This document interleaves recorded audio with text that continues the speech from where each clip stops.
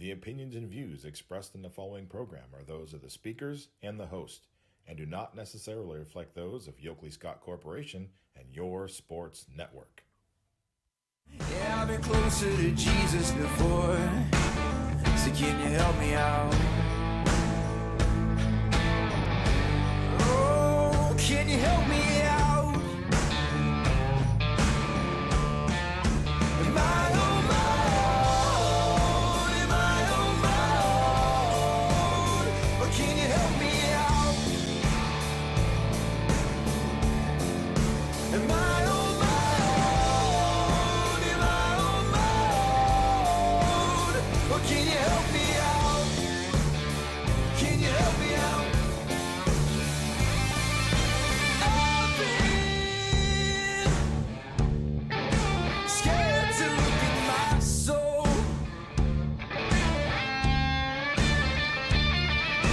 I've been afraid I would follow alone. Yeah, afraid of the things I've been told.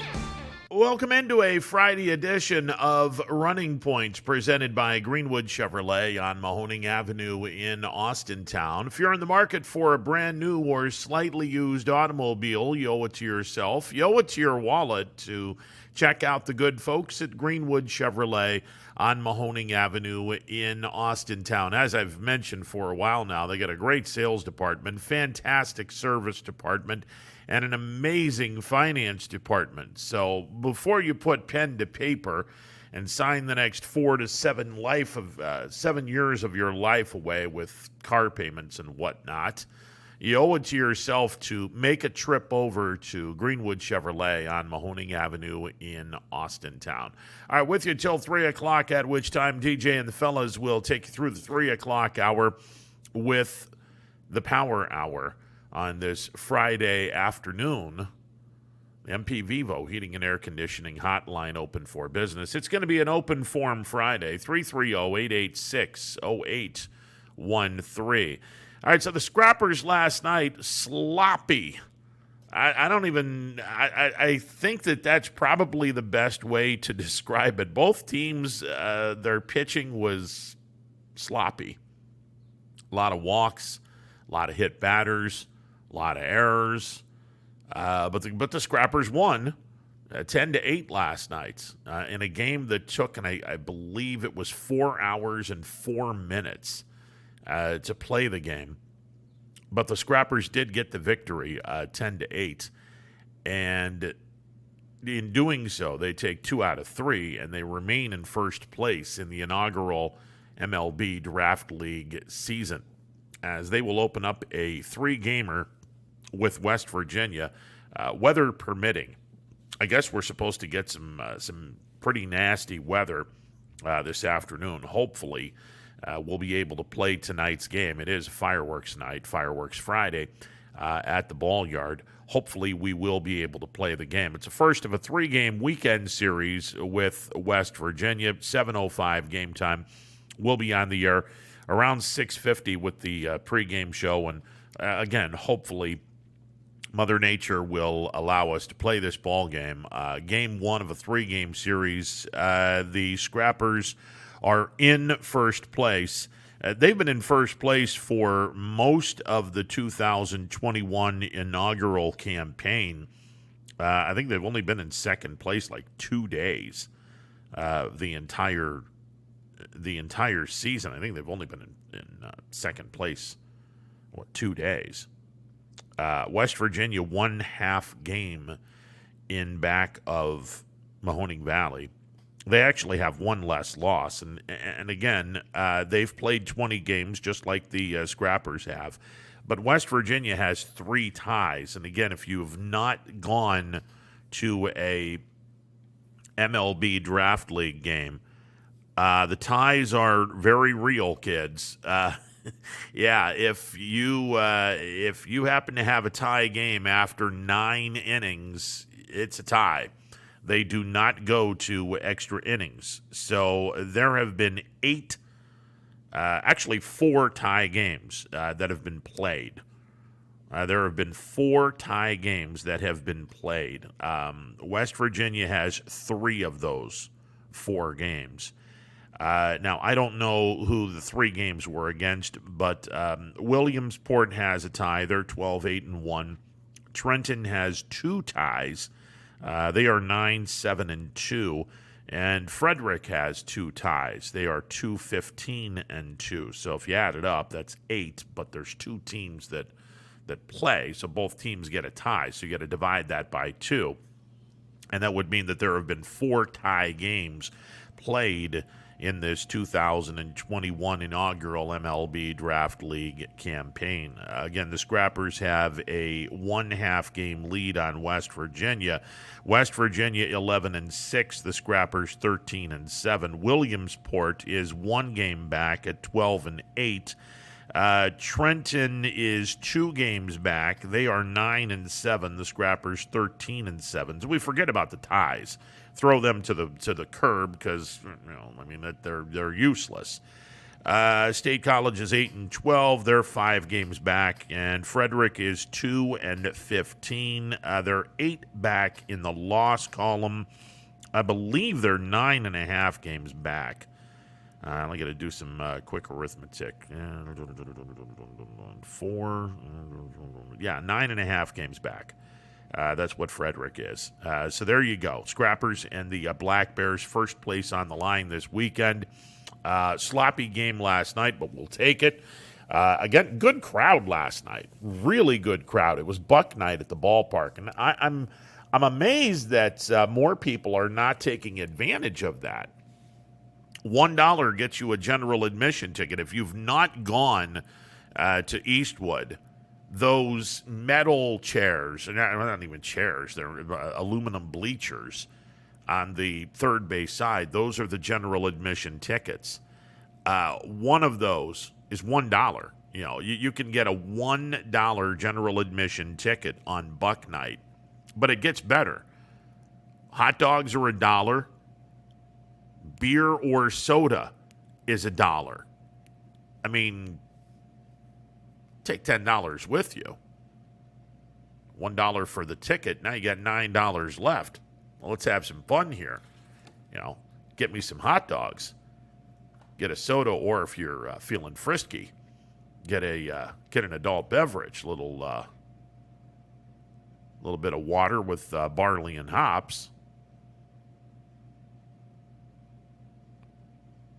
Get a pretzel or something like that. But, good times. Good times. Buck Night every Thursday when the Scrappers are at home. Tonight and every Friday night, fireworks after the game. So get your tickets by calling the Scrappers box office.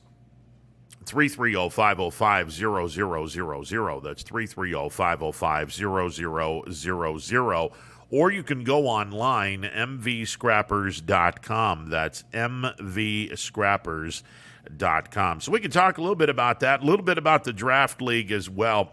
Weirdly enough, even though the Scrappers have the best record in the league, as Steve Ruman has pointed out, Steve covers the Scrappers for the Vindicator and the Tribune Chronicle, the Scrappers pitchers have surrendered 134 walks in 20 games.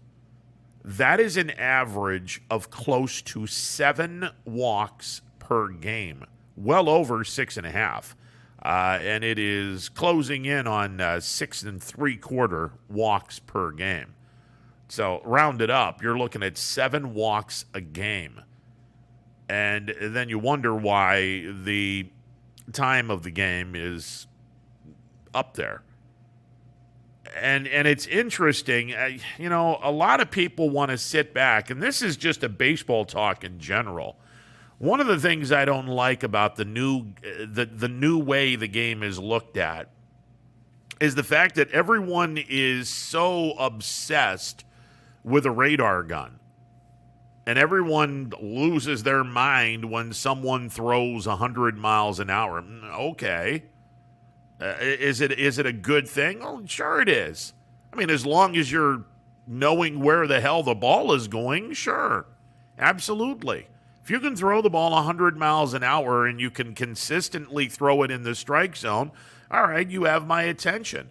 But if you throw the ball 100 miles an hour and you don't know where the hell it's going, you're just another pitcher.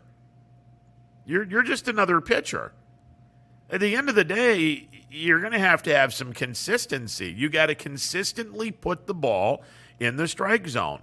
And we've had this conversation. Look, there are guys in this league that are trying to get the eye of the scouts. Every single person in this league is trying to get the eye of the scouts. That's why this league is in existence.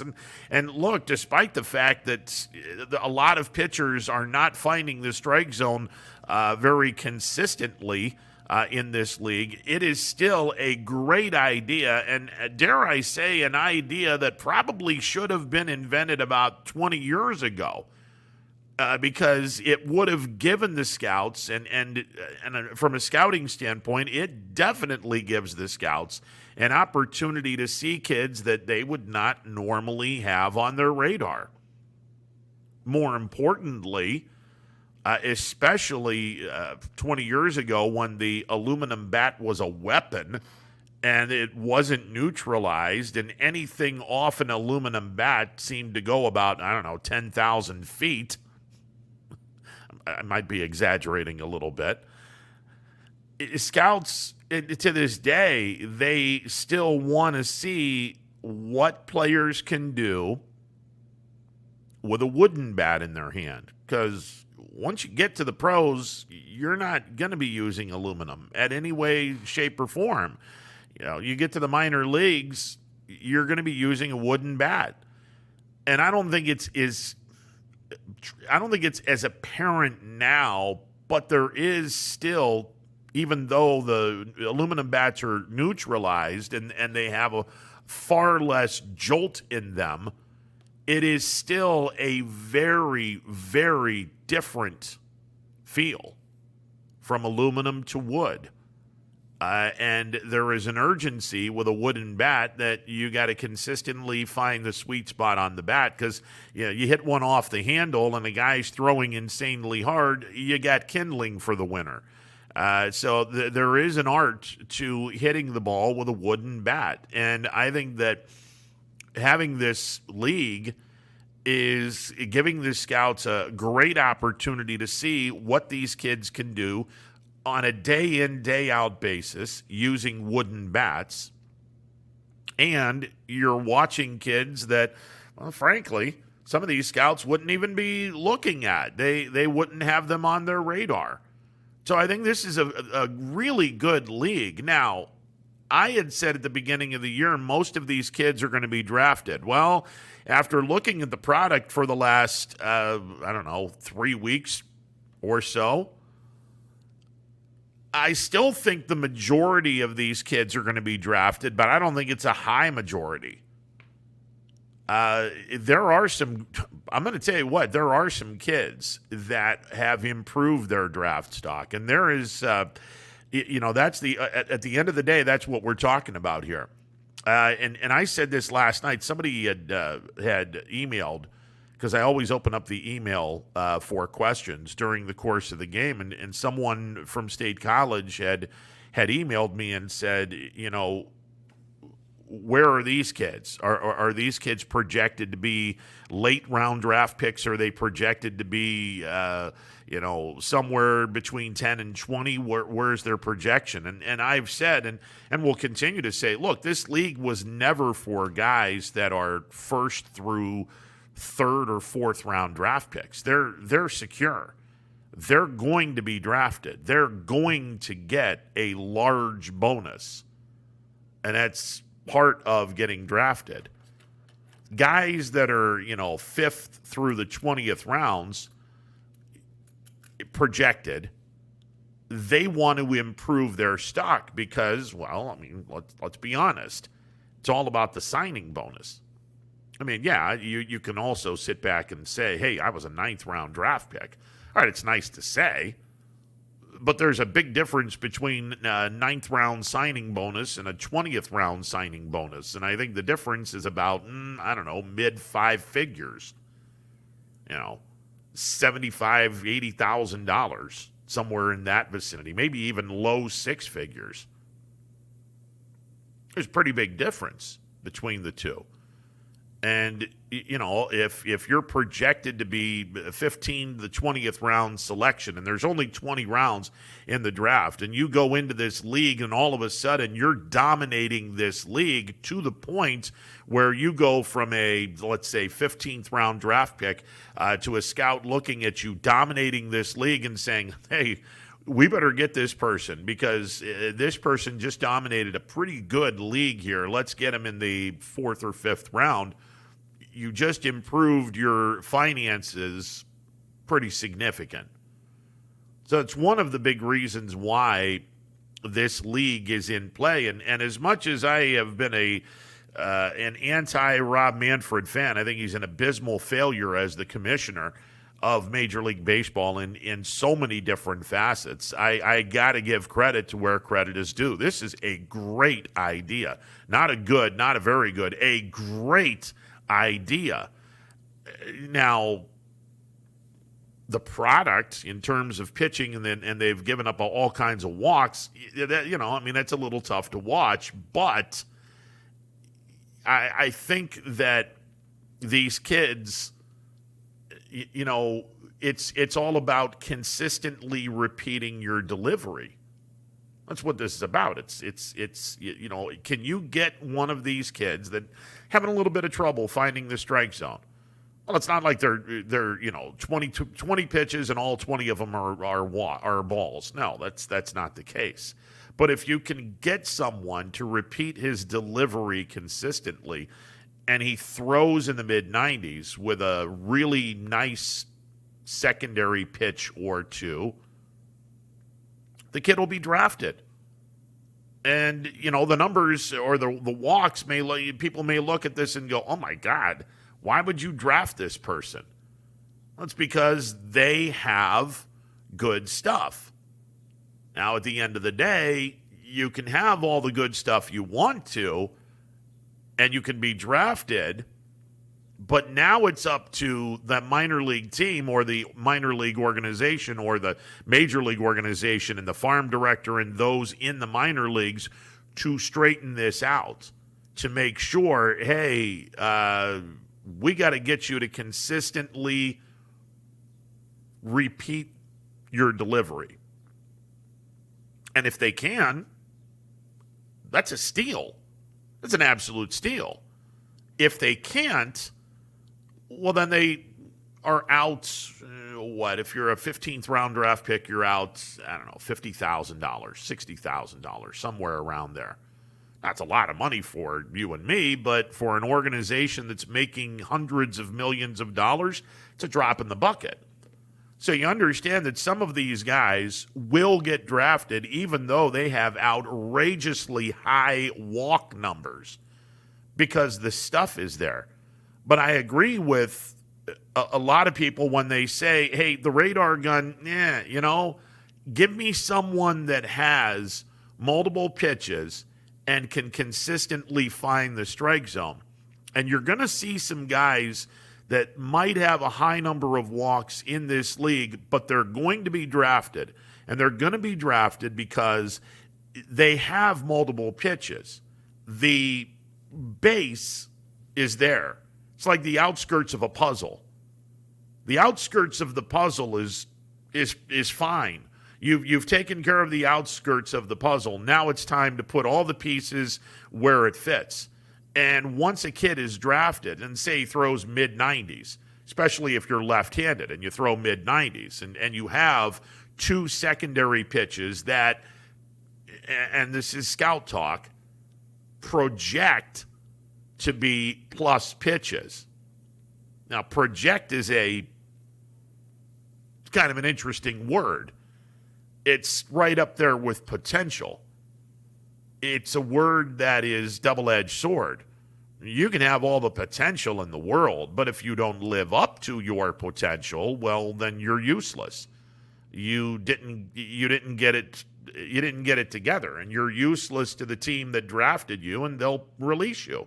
Unless, of course, you're one of the top a first-round pick or a top 5-round pick. They're not going to release top 5-round picks because they got too much money invested in them.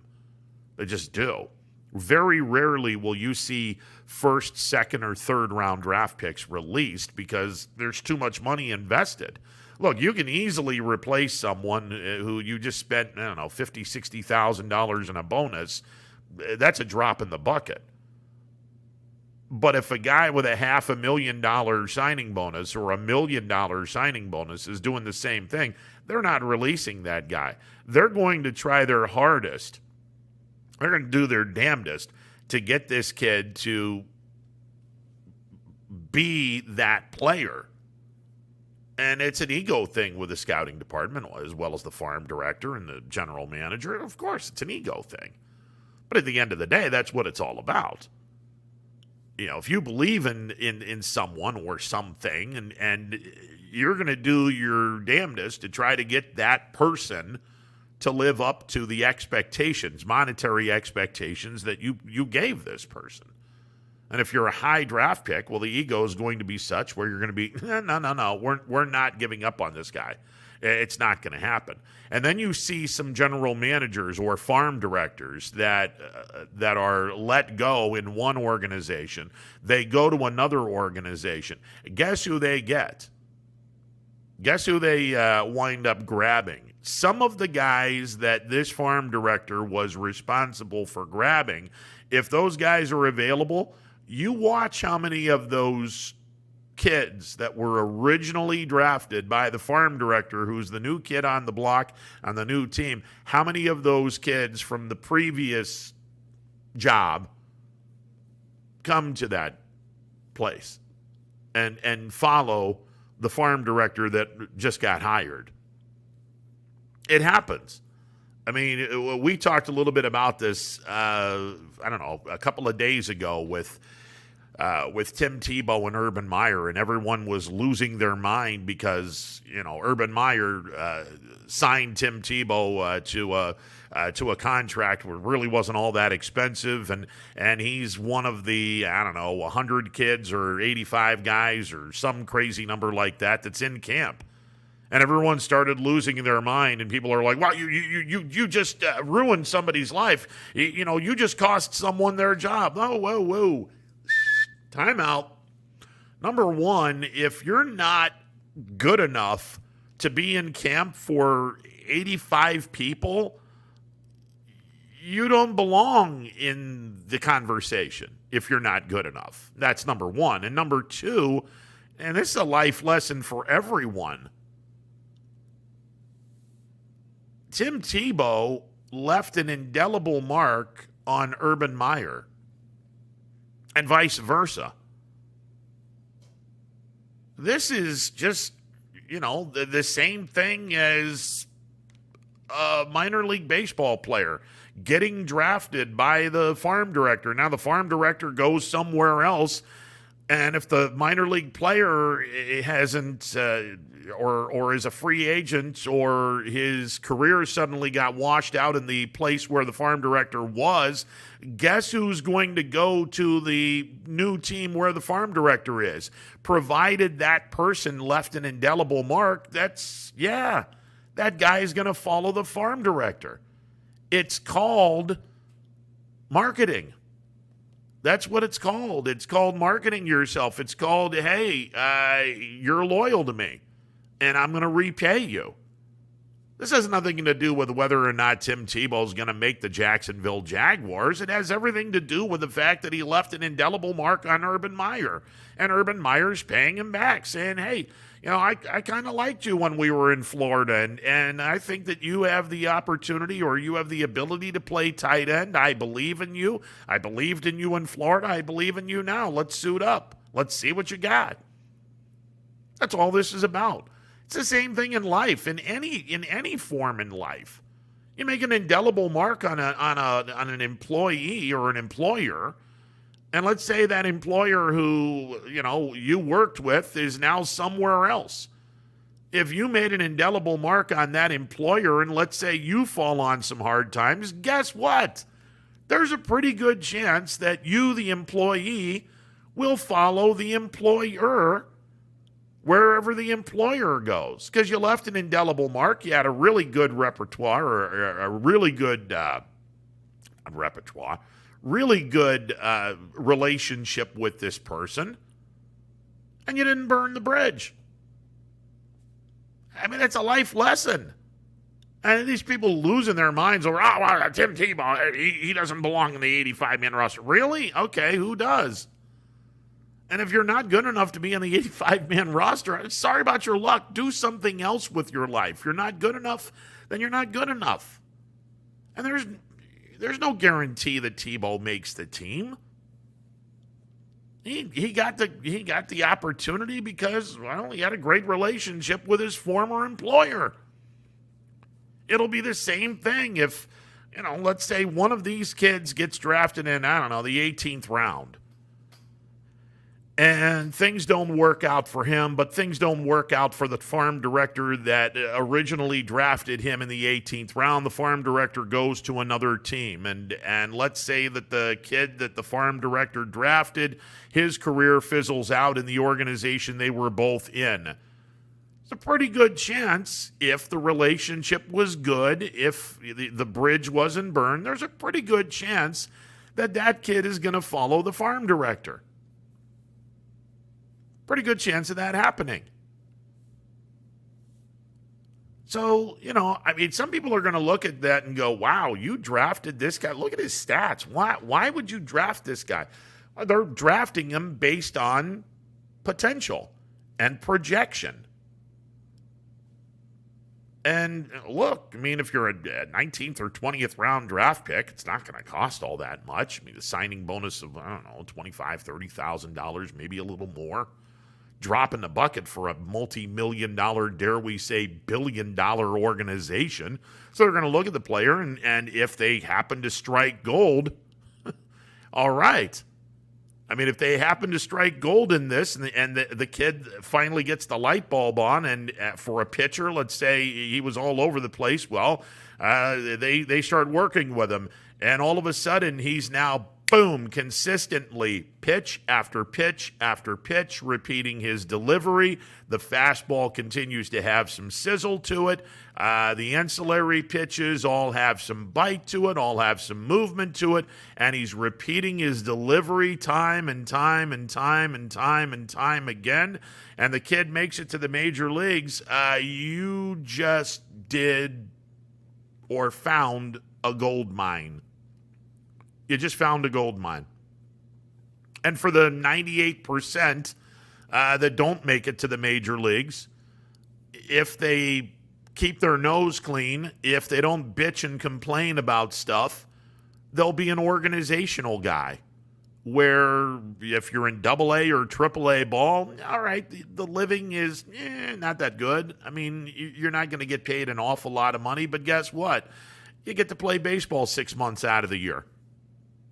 It's not like you're going to be poor. It's you're getting a decent wage. You're not getting a huge wage, but you're getting a decent wage, and you work 6 months out of the year after baseball. I don't know. You can go into doing some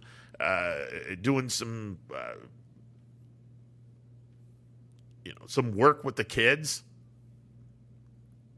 Some of these guys, they make money on the side by working kids out that are interested in trying to improve their game, whether they're pitchers or hitters. And then other guys, they'll find a job for 6 months out of the year. Okay. And it's not a bad life. Through the years, many years that I was doing minor league baseball, there were a number of guys. And this was back when you really weren't paid that great. They were never paid that great in the minor leagues, but it was a little worse than it is now. But there were guys that were organizational guys. And every once in a while, an organizational guy will, if he's really, really good, make the 40-man roster and then get called up to the major leagues. Hell, I saw it with a couple of Chicago Cubs and a couple of Seattle Mariners and a couple of Pirates prospects that were never going to be anything but organizational guys. And all of a sudden, light bulb comes on. They have a dominant year, whether they're in AA or AAA. The organization says, you know what? This kid is more than paid his dues. Maybe we're in a situation where we're not really going anywhere per se. Maybe we're rebuilding. Let's take a look on this guy. Well, let's find out what this guy is all about. Put him on the 40-man roster, give him a chance to play Major League Baseball, and that's where the real money comes in.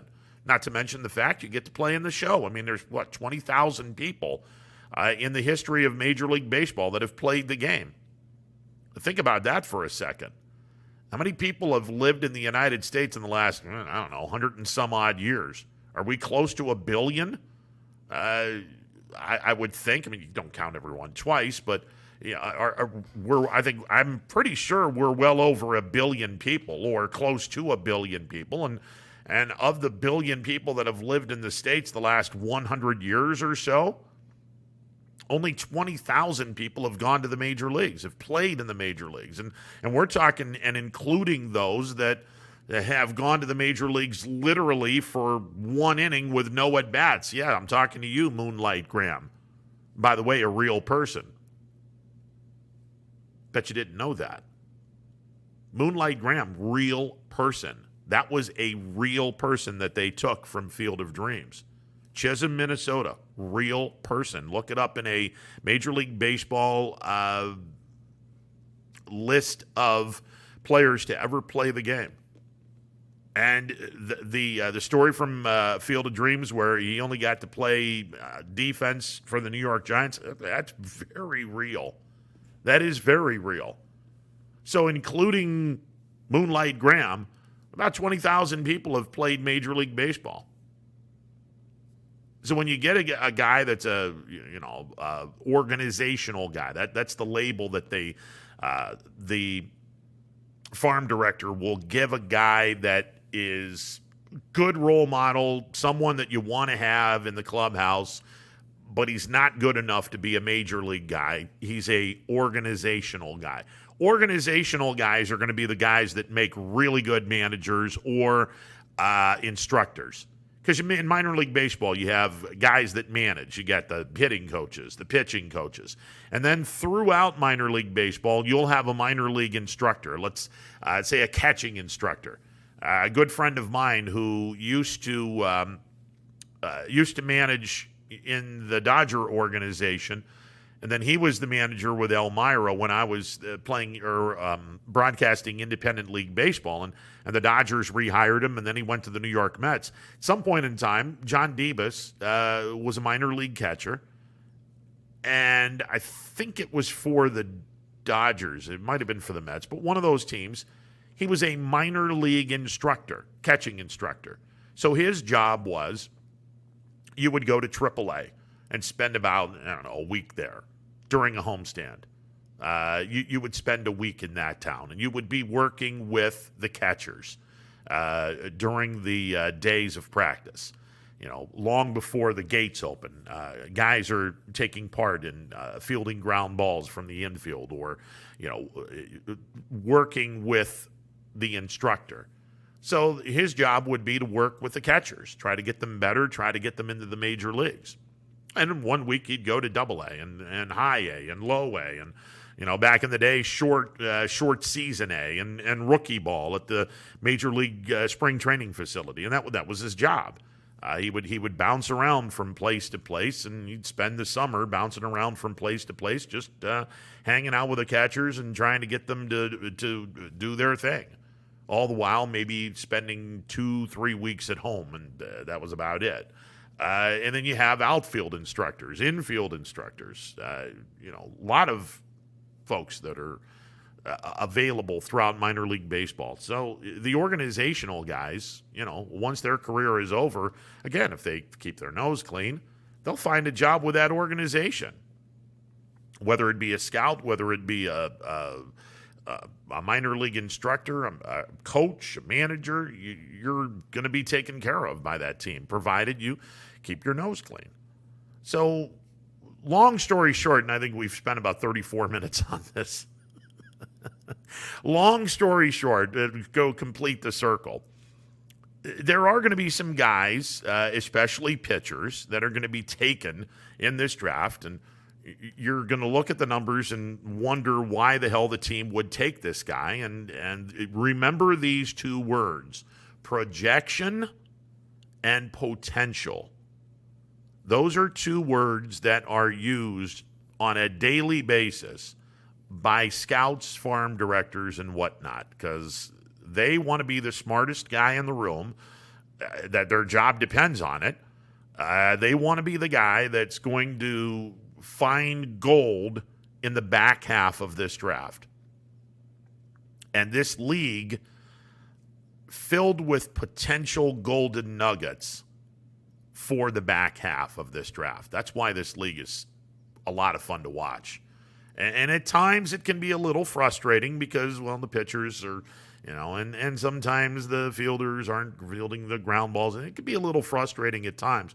But believe me, of all the kids, and I think there's about 180 kids that are playing in this, and 30 teams or 30 kids on each roster, somewhere around there, 180, 190 kids. There are more than a handful of golden nuggets that could potentially find their way, once they're drafted, find their way into the major leagues. And that's what it's all about.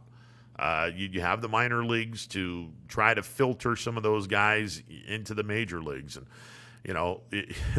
I've said this, if you're good enough to go into minor league baseball, you've done something pretty special.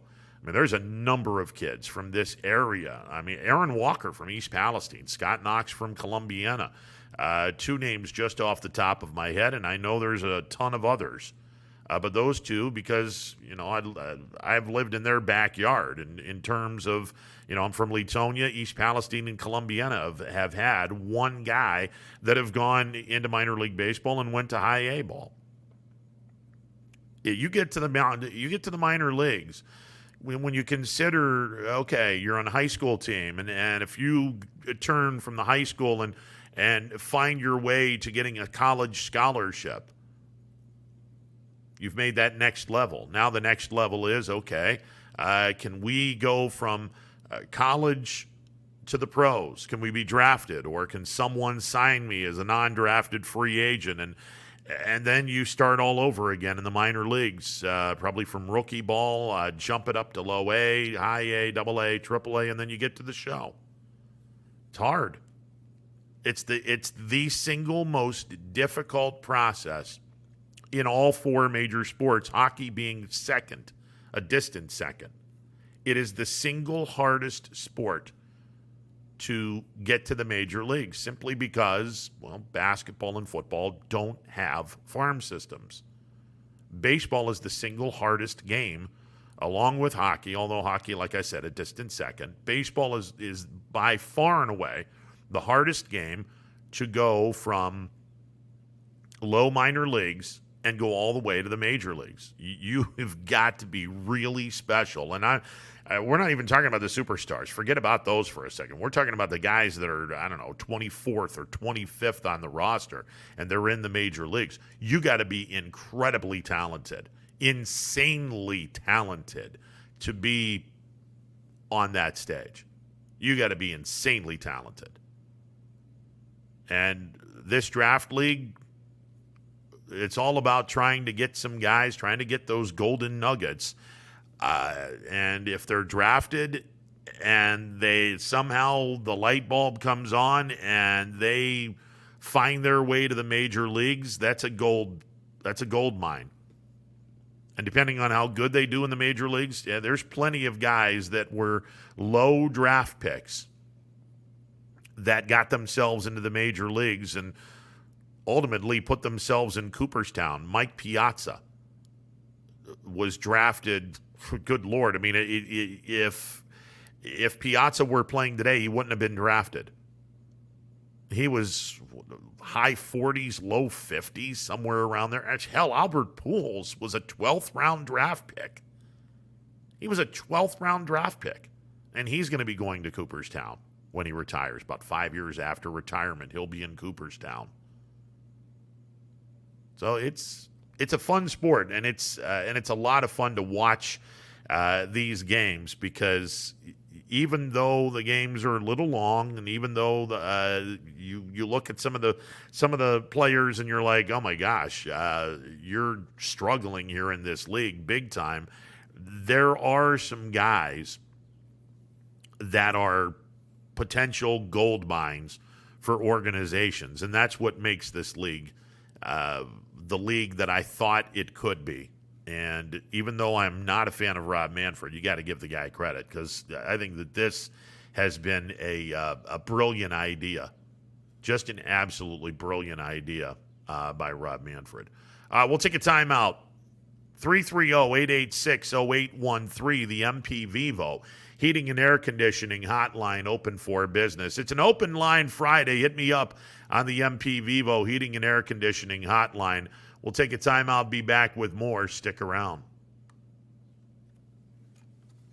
Yeah, I was wondering what the hell was going on here with this thing. I think I had my mouse upside down. That's beautiful. All right, 330-886-0813. We're back in a bit. Stick around. At Greenwood Chevrolet, we go the extra mile for you. By finding you the right vehicle at the right price. And by being with you for every mile of your journey. Visit greenwoodchevrolet.com and tell us how we can go the extra mile for you. New things happen all day. Some are good, some not so good. In today's complicated world, while you're busy working, playing, and living life, we're busy helping you make sense of the day's news. And there's only one place where it comes together with clarity, context, and accountability. It's 21 News at 6 with me, Madison Tromler, and Derek Steyer. 21 News at 6. It's what the day's news really means to you. Welcome home to a home made homier with Baird Brothers Fine Hardwoods. Inspiration starts at BairdBrothers.com and is turned into reality when high-quality hardwoods are delivered right to your home. Baird Brothers has the latest design trends, shiplap and skinny lap interior siding, antique oak rustic flooring, and, well, you'll find them all at BairdBrothers.com. Ordered easily, delivered conveniently, enjoyed comfortably. BairdBrothers.com. WRS Wealth Advisors, the area's premier wealth and retirement specialists. Located on South Avenue in Boardman. Hi, this is Jim Myers with Myers Family Insurance, your local Medicare and retirement resource. We're excited to have sports back. Whether you're on the field or cheering from the stands, sports unifies communities and brings hope for the future. We're all one team working together. At Myers Family Insurance, we know the importance of a great team. Our team continues to grow to help you with your Medicare and retirement needs. The annual election period is October 15th through December 7th. Now's the time to make sure your plan continues to meet your needs for the upcoming year. Call today. Hi, I'm Colin Chupa. And I'm Kelsey Clem from K-Squared Marketing. Our boutique marketing firm specializes in media planning and buying, public relations, event marketing strategies, and strategic sponsorships. We can integrate our services with your existing game plan, or we can be your entire marketing team. Your goals, our game plan. Let's win together. Call K-Squared Marketing at 330-623-2730 or visit ksquared.marketing to learn more. At Hubbard Chevrolet, Hubbard can help you get the financing you need regardless of your situation. I'm Tony Page, and I've helped thousands of customers in Northeast Ohio and Western Pennsylvania buy a vehicle. Bad credit, no problem. I can get you approved for a low-interest loan and maybe even a low-payment lease on a new car at the #1 Chevy dealership in Trumbull County for 3 years in a row. Visit HubbardChevy.com to get pre-approved or come see me, Tony Page, to get a new vehicle today. Remember, folks, Hubbard can help. Welcome back to this Friday edition of Running Point, presented by the good folks at Greenwood Chevrolet. The MP Vivo Heating and Air Conditioning hotline open for business, 330-886-0813. Let's go to that MP Vivo Heating and Air Conditioning hotline. Rich, you're on Running Point. What's going on, brother? Good afternoon, young man. How are you? I'm all right. Yeah, you've been enjoying. I know you're enjoying Eastwood Field.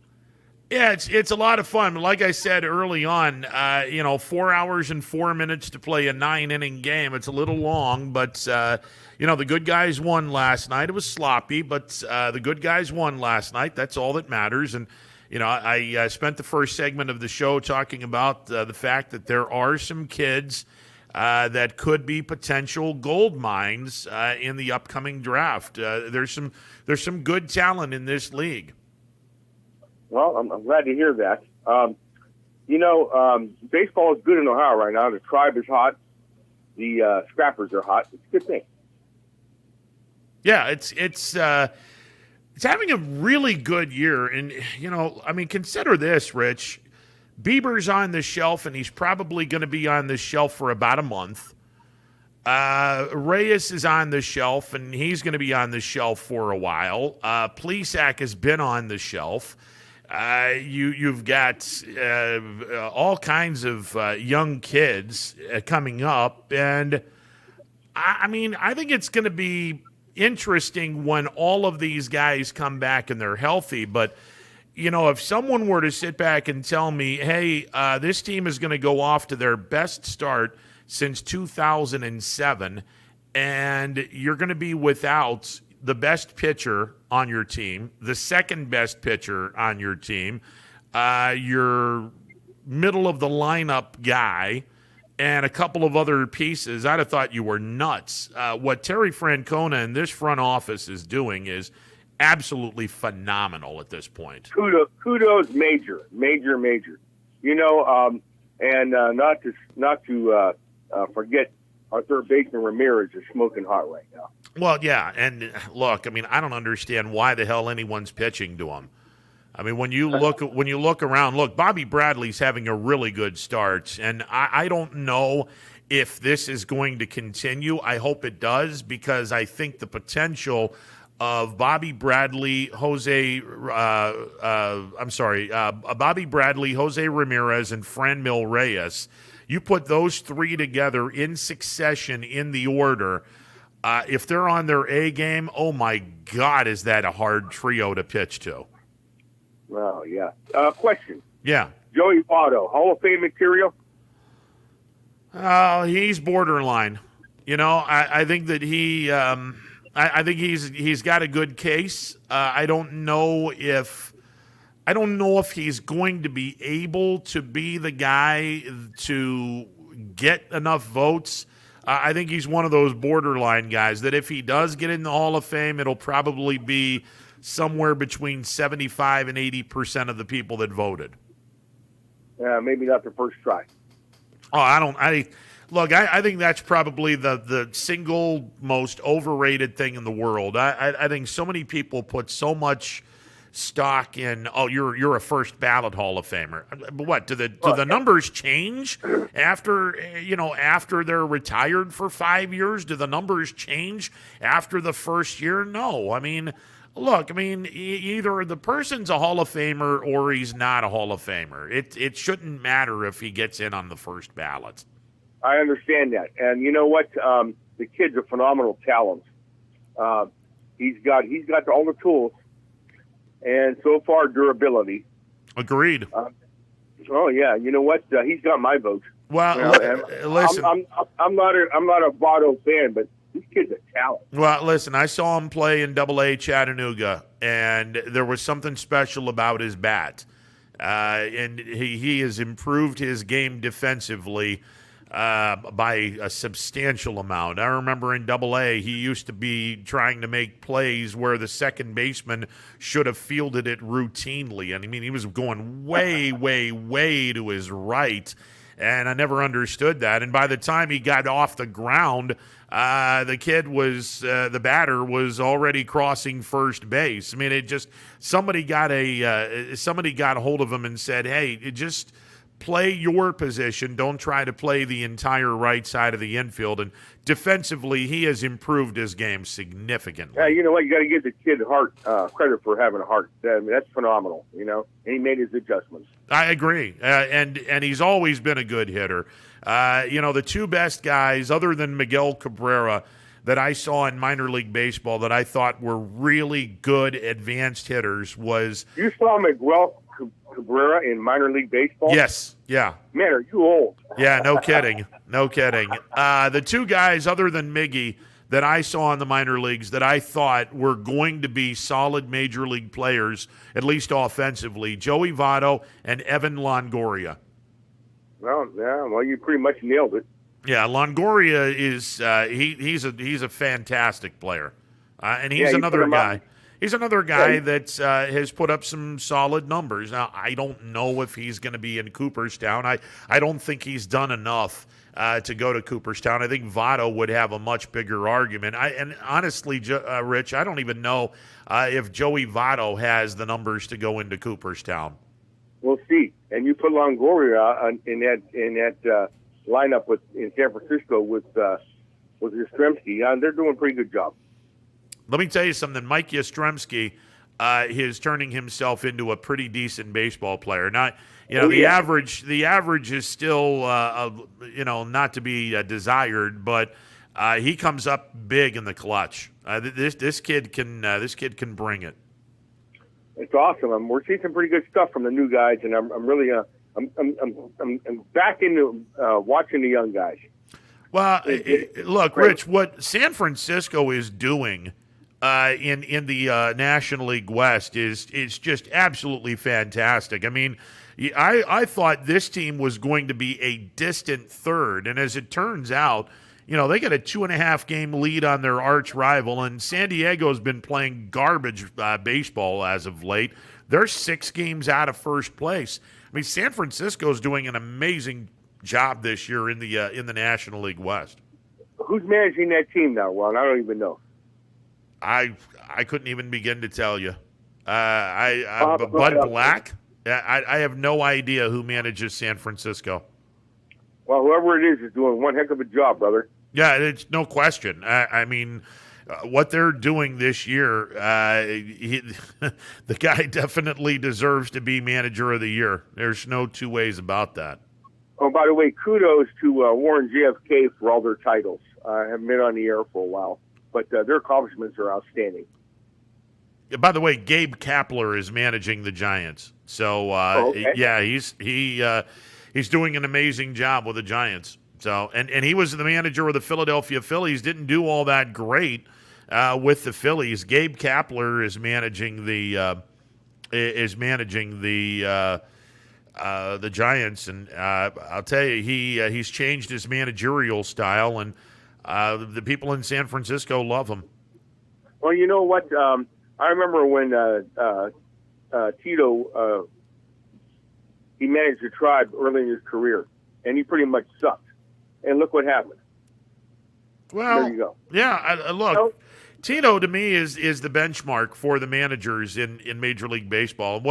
And like I said, what they're doing with a bunch of kids that I mean, they're kids. They're barely out of minor league baseball. The Yu Changs, the Bobby Bradleys, the Eli Morgans, and they're winning. I mean, they're 10 games over 500. They've got a crud load of injuries, and they're 10 games over 500. What Tito and this front office is doing to piece things together has been nothing short of amazing. It's been that way every year since he's been here. Just a note for the young players that are playing for the Scrappers. I know this is new for them, and they're in a whole different world of what they've ever experienced as far as competition. But warm up to your announcer, because he could take you places in the future. Oh, no. That's probably not a truthful statement, Rich. I'll tell you what, you carry some weight. If you don't agree, that's okay. But listen, the only weight I carry is weight I want to lose. I went on the scale, and the scale kind of begged for mercy. So yeah, we got to address that. Hey, I went on a low to no carb diet. Great food. Okay, pasta's pretty much gone for now. Potatoes, all that stuff, bread. I lost 8 pounds. There you go. That is COVID weight. So, I need to lose about another 12, and I'll be good. Yeah, I would like to go about 35 or 40. That would put me in a really good area, but that's going to take some time. All right, Ron. Thanks for the vine, and I appreciate you talking. I appreciate it, Rich. 330-886-0813. The MP Vivo Heating and Air Conditioning Hotline open for business. By the way, yesterday, the Indians handing Baltimore a road loss in which now the Orioles have 19 consecutive road losses. The record holder would be the 2021 Arizona Diamondbacks. Arizona broke the record yesterday when they lost to San Francisco. They now have 23 consecutive road losses, which is a new major league record. The previous holders, the 1943 Philadelphia Athletics, who later moved to Kansas City and later moved to Oakland, and the 1963 New York Mets. Both of those teams had lost 22 consecutive road games. The Arizona Diamondbacks have 23 and counting. The Baltimore Orioles have 19 and counting. By the way, let's see, Baltimore's back home, so they don't have to worry about another road game. Meanwhile, Arizona's home as well. They're playing the Dodgers. So both teams are at home tonight, so you don't have to worry about snapping anything because they're not going to be on the road today or this weekend. But, I got to just kudos, mega kudos to Tito Francona and the Indians front office. This is just crazy good what this team is doing. And again, so many injuries with this ball club. You had a starting rotation that was paper thin to begin with when the 2021 season started. I mean, you had Bieber and you had Savali and you had Plesac, and then you had two question marks in the back of the rotation. And as it turns out, Tristan McKenzie, he can't find home plate now. And that's the space between the ears that's the problem. You've got you got the yips inside the space between your ears. And then you have Sam Hentges, who, hasn't taken the bull by the horns yet. None of the young kids have taken the bull by the horns. So essentially 3/5 of a rotation. Well, now Bieber's out. And Bieber's going to be out for a while. He's got an injury that's, people are saying, oh, he's not going to throw for 10 days and he should be back. No. He's not going to be back for a while. We're talking at least 3 or 4 weeks. He's not coming back for a while. And it could be longer. And then you have Plesac. He's going to be coming back soon, but probably not until after the All-Star break or somewhere near that. And then you have Franmil Reyes, who tweaked his oblique. And the oblique injury, that's a 6 to 8 week process. And he's, about 3 weeks in? So he's still another 3 or 4 weeks away. And he's probably not going to be back until after the All-Star break. Now, Plesac might be back before the All-Star break. I mean, he is starting to throw the ball. I don't know. So you have one pitcher left in your starting rotation that you were relying on, and you got 4 other guys that are hopefully trying to give Tito and this ball club 5 innings so they don't have to kill the bullpen in August and September. And oh, by the way, the bullpen has been lights out. And oh, by the way, they're 10 games above 500. And they're playing a stretch of games against teams that, let's be honest, they're not all that good. They took 2 out of 3 from Seattle. Seattle's not all that good. They swept a series from Baltimore. Baltimore's not all that good. They're playing Pittsburgh this weekend. The Pirates, they're rebuilding. They're not doing all that well. All right, 2 games against the Cubs at Wrigley. Cubs are playing pretty good baseball. And then you're going to be taking on next weekend a 4-gamer against the Minnesota Twins, who have been, without a question, the biggest disappointment and one of the worst teams in the American League. Now, Minnesota has more than enough talent to turn the light switch on, but I think it's too late for them to catch the White Sox or get back into the wild card race. I think it might be a little late. Who knows? But they've underachieved. I think that's pretty safe to say that they've underachieved. And then you take on Detroit for a 3-game series at home, and Detroit, they're rebuilding. They're not that good. So you had a stretch of, 7, 10, 12, 16. You had a stretch of 19 games from June the 11th to the end of June.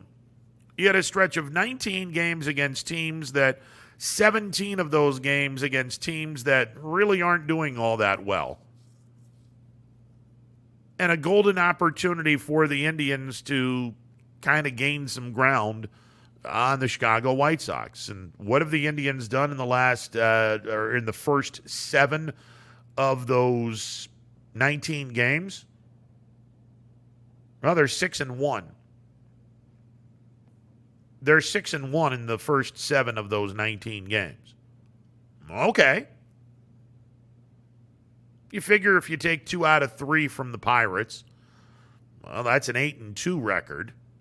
Split with the Cubs, that's 9-3. Take 3 out of 4 from the Twins, that's 12-4.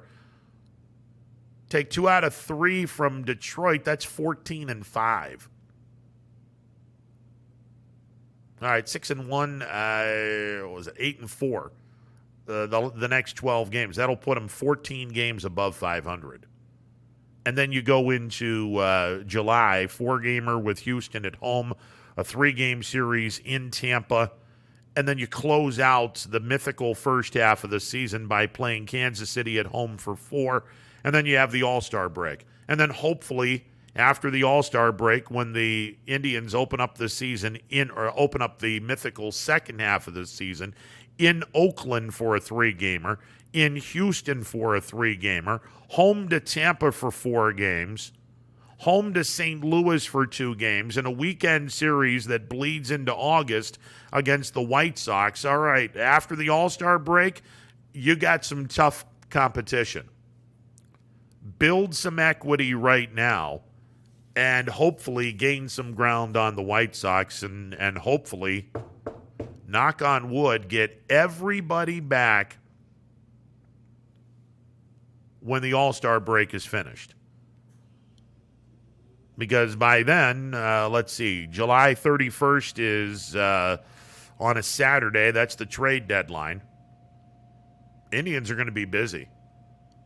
If they're in contention for a divisional championship, if they're in contention for a wild card, they're going to be busy. Now, a lot of people, and I didn't bring this up, and I didn't bring it up on purpose. The beginning of the year, I didn't bring it up, and I did so on purpose. Now we can bring it up. Now, I'm not saying that the Indians had a very, very small, minuscule payroll because of the trade deadline at the end of July. No, we're not going to say that because it would be a lie. However, I will say, and I had said this before, one of the reasons why the Indians have a minuscule payroll is because you have a lot of guys on this roster that have not played 3 years of Major League Baseball. And that's important because if you are playing Major League Baseball for the first 3 years, you have a contract and you don't have terms to that contract. All of the leverage is with the baseball team. The first 3 years of a player's Major League career, unless they sign a long-term deal, which very rarely happens. It does happen, but it rarely happens. Chances are the first 3 years You are owned by that team. That team will sit back and tell you what you're going to make. Years 4, 5, and 6, that's when the money starts rolling in. That's when a player goes to arbitration or could potentially go to arbitration. His agent gives the ball club a number. The Indians, or I should say the ball club, gives the agent a number, and they come to an agreement to meet in between. If they don't come to that agreement, then you go to arbitration. An independent arbiter decides, all right, which salary does he get? Does he get the players? Does he get the agent's salary demands? Or does he get the ball club salary demands? But 9 times out of 10, they meet in the middle somewhere. And they avoid arbitration. And that happens for 3 years. And then after the 6th year, the player can be a free agent. And if the player's really, really good, then obviously you're going to get paid handsomely by somebody. So keep in mind, a high number of players on the Major League roster haven't even played Major League Baseball for 3 years. So the Indians are paying these guys very low figures. Every organization does that. It doesn't mean the Indians are cheap.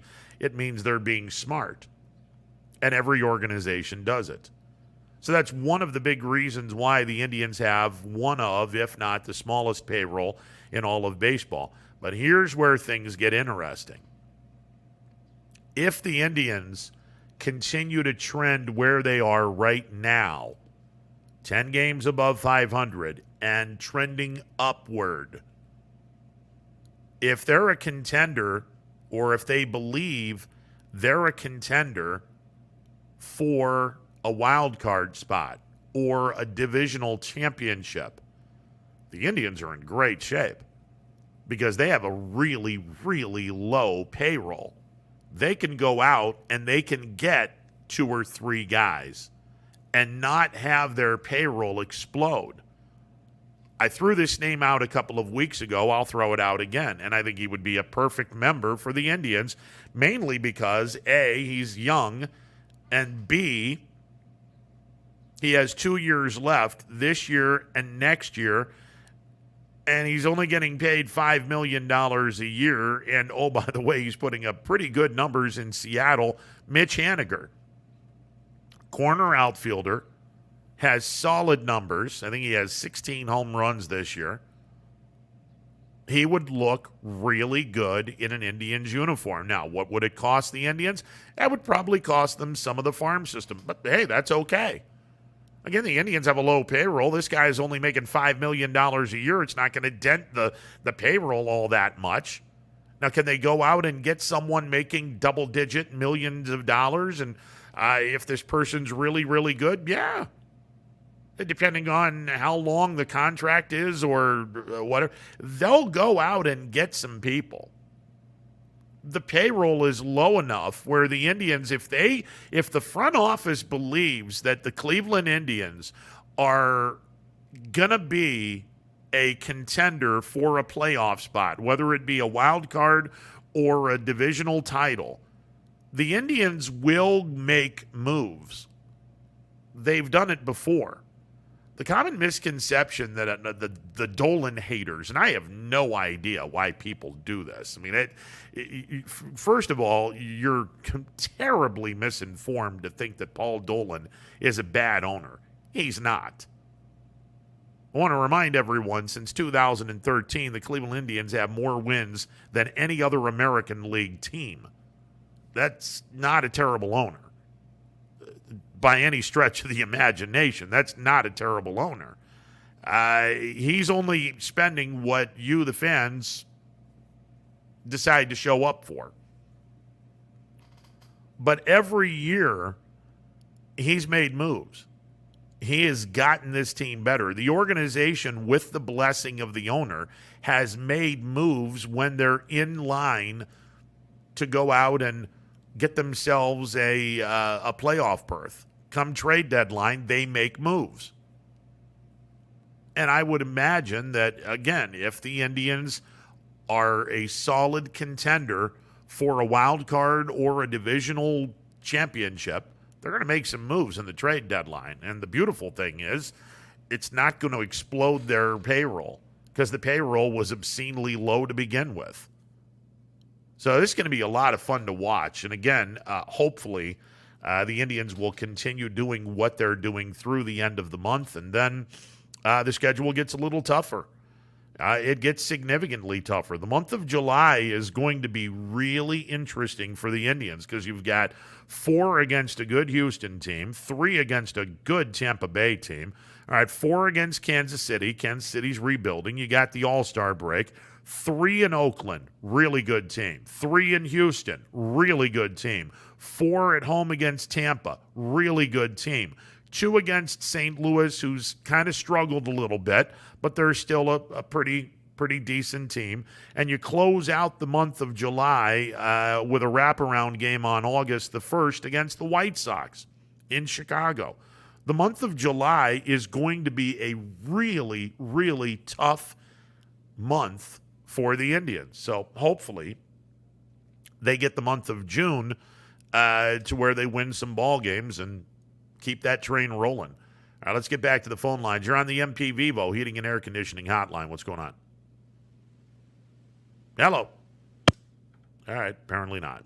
Let's take a timeout. When we come back, we'll open up the MP Vivo Heating and Air Conditioning Hotline. It is a Friday, Open Line Friday on the Friday edition of Running Point, presented by Greenwood Chevrolet on Mahoning Avenue in Austintown. Hit me up on the MP Vivo Heating and Air Conditioning Hotline,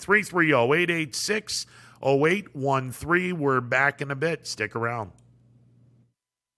Hello, I'm Greg Burbick with G. Burbick Farms. For the last 100 years, my family has farmed in Columbiana and Mahoning counties. I began raising cattle in 1996 with the goal of providing a better product for you and your family on the dinner table. Our grass-fed and grain-supplemented Black Angus beef are raised with no hormones, steroids, or antibiotics. We're known for our hometown-friendly service and incredible tasting products. We're locally owned and have customers across the tri-state area. Our products go from our farm to your family. Stop by our farm on New Buffalo Road or visit us on the web at gburbickfarms.com. Don't forget to like us on Facebook. G. Burbick Farms, it just tastes better.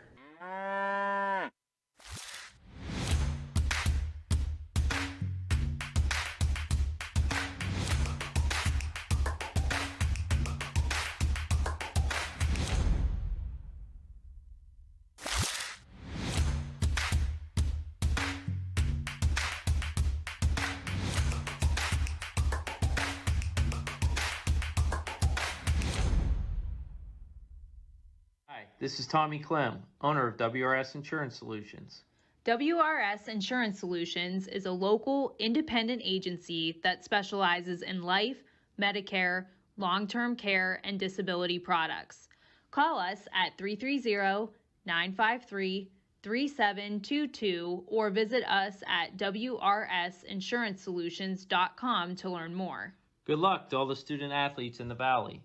If you're looking for a quality pre-owned vehicle, why shop anywhere else but Tri-State Ford? Choose from our great selection of pre-owned vehicles. Plus, we've got you covered with our exclusive Tri-State Ford Advantage. It includes a 10-year, 200,000-mile warranty with your pre-owned vehicle and much more. Come see why so many customers from the Tri-State area buy their pre-owned vehicle at Tri-State Ford. Customer focus, community driven. Tri-State Ford East Liverpool or visit tristateford.net.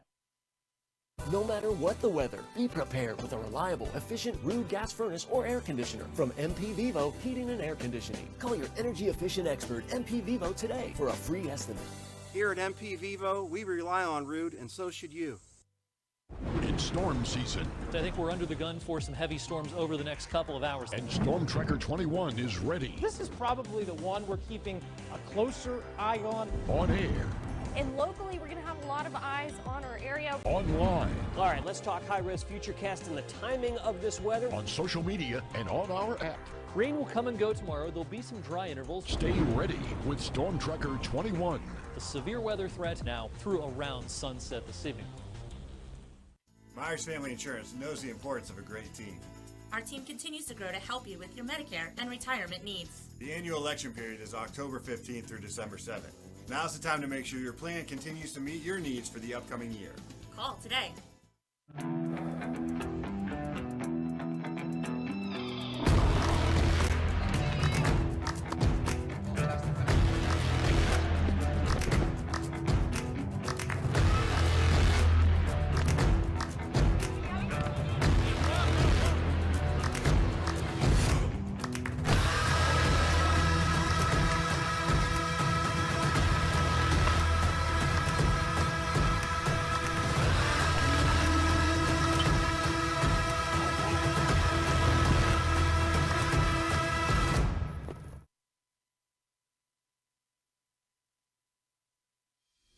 Years ago, Baird Brothers Fine Hardwoods began with 3 siblings, a hand-set sawmill, and a few local orders.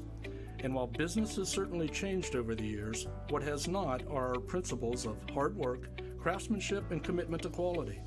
At Baird Brothers, we're proud to put our name on the products we create, from moldings and doors to flooring and lumber.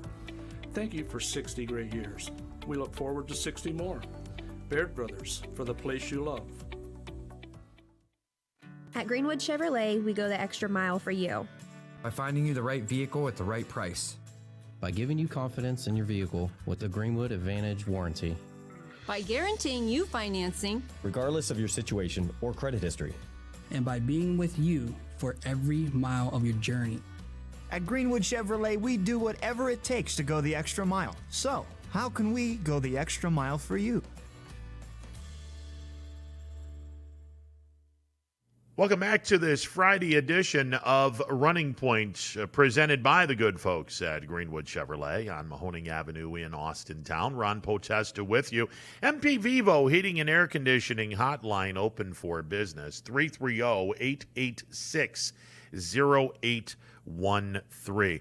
We haven't talked about the U.S. Open yet. Our local entry into the U.S. Open, Jason Kokrak, he was good for about 14 holes yesterday. He was 1 under par, and then the roof caved in. He double bogeyed, and bogeyed 3 of the 4 last holes and wound up 2 over, which is where the cut line is right now, by the way. The cut line is at 2 over. Now, Jason is not golfing until late this afternoon, our time, midday, out in San Diego, where the U.S. Open is being played at the Torrey Pines South Course in San Diego. Jason right now 2 over par. He has 6 shots in back of the leader, Russell Henley, who is currently 4 under par. You get the feeling that 4 under might win this tournament. I have a strange feeling that the weekend, if you get through the cut, and you're among the 70 or so players that play, the sadistic part of the U.S. Open will start. I get the feeling that 4 under might win the 2021 U.S. Open. But right now, Henley is leading at 4 under, and there is a quintet of golfers that are currently at 3 under par. They had to finish round 1 early this morning. So now everyone is on board with round number 2 of the 2021 U.S. Open. I see Bryson DeChambeau, who was 2 over after the first round. He has quickly got his 2 strokes back. He is halfway through the second round, 2 under on the day, even for the tournament, and he has put himself in a tie for 21st place. As a matter of fact, there are 31 golfers that are currently even or under par. And the U.S. Open is one of those events that at times you will get a very scant number of golfers that are either even or under par. Right now, as it stands, 31 golfers are currently at par or under par. And there are a number of golfers that are kind of muttering to themselves, what in the hell am I playing on? The last place golfer right now would be Steve Allen. No, not the comedian that passed away years and years and years ago, but an Australian golfer who is 15 over par. He is currently 156th in dead last place in the U.S. Open. 15 over par. He is 6 over for the tournament. He was 9 over in the first round. He is 6 over in the tournament today, 15 over for the 2-day total. And I will tell you right now, even the really good golfers, Justin Rose, who has had a real nice career on the PGA Tour, he is 11 over. 11 over par, playing on the 8th hole, which he's playing on the back nine. So he's playing on the 17th hole, which is really his 8th hole of the day. Justin Rose is 4 over for the day, 11 over for the tournament. Yikes. That's just unbelievable. And there's plenty of amateurs in this tournament as well. And I'm trying to look and see the highest amateur score, and I think I found the highest amateur score as of right now. And he is even par, believe it or not. The highest amateur score right now belongs to Andrew Kozan. He shot an even par 71 in the first round of the U.S. Open. He goes on the golf course a little after 5:30 our time, 2:31 Pacific time. He goes out at 2:31 Pacific time. And as a matter of fact, let's run through the last group. Will go out at 2:42 in the afternoon Pacific Daylight Time, which will be 5:42 our time, and there'll be a sextet of golfers.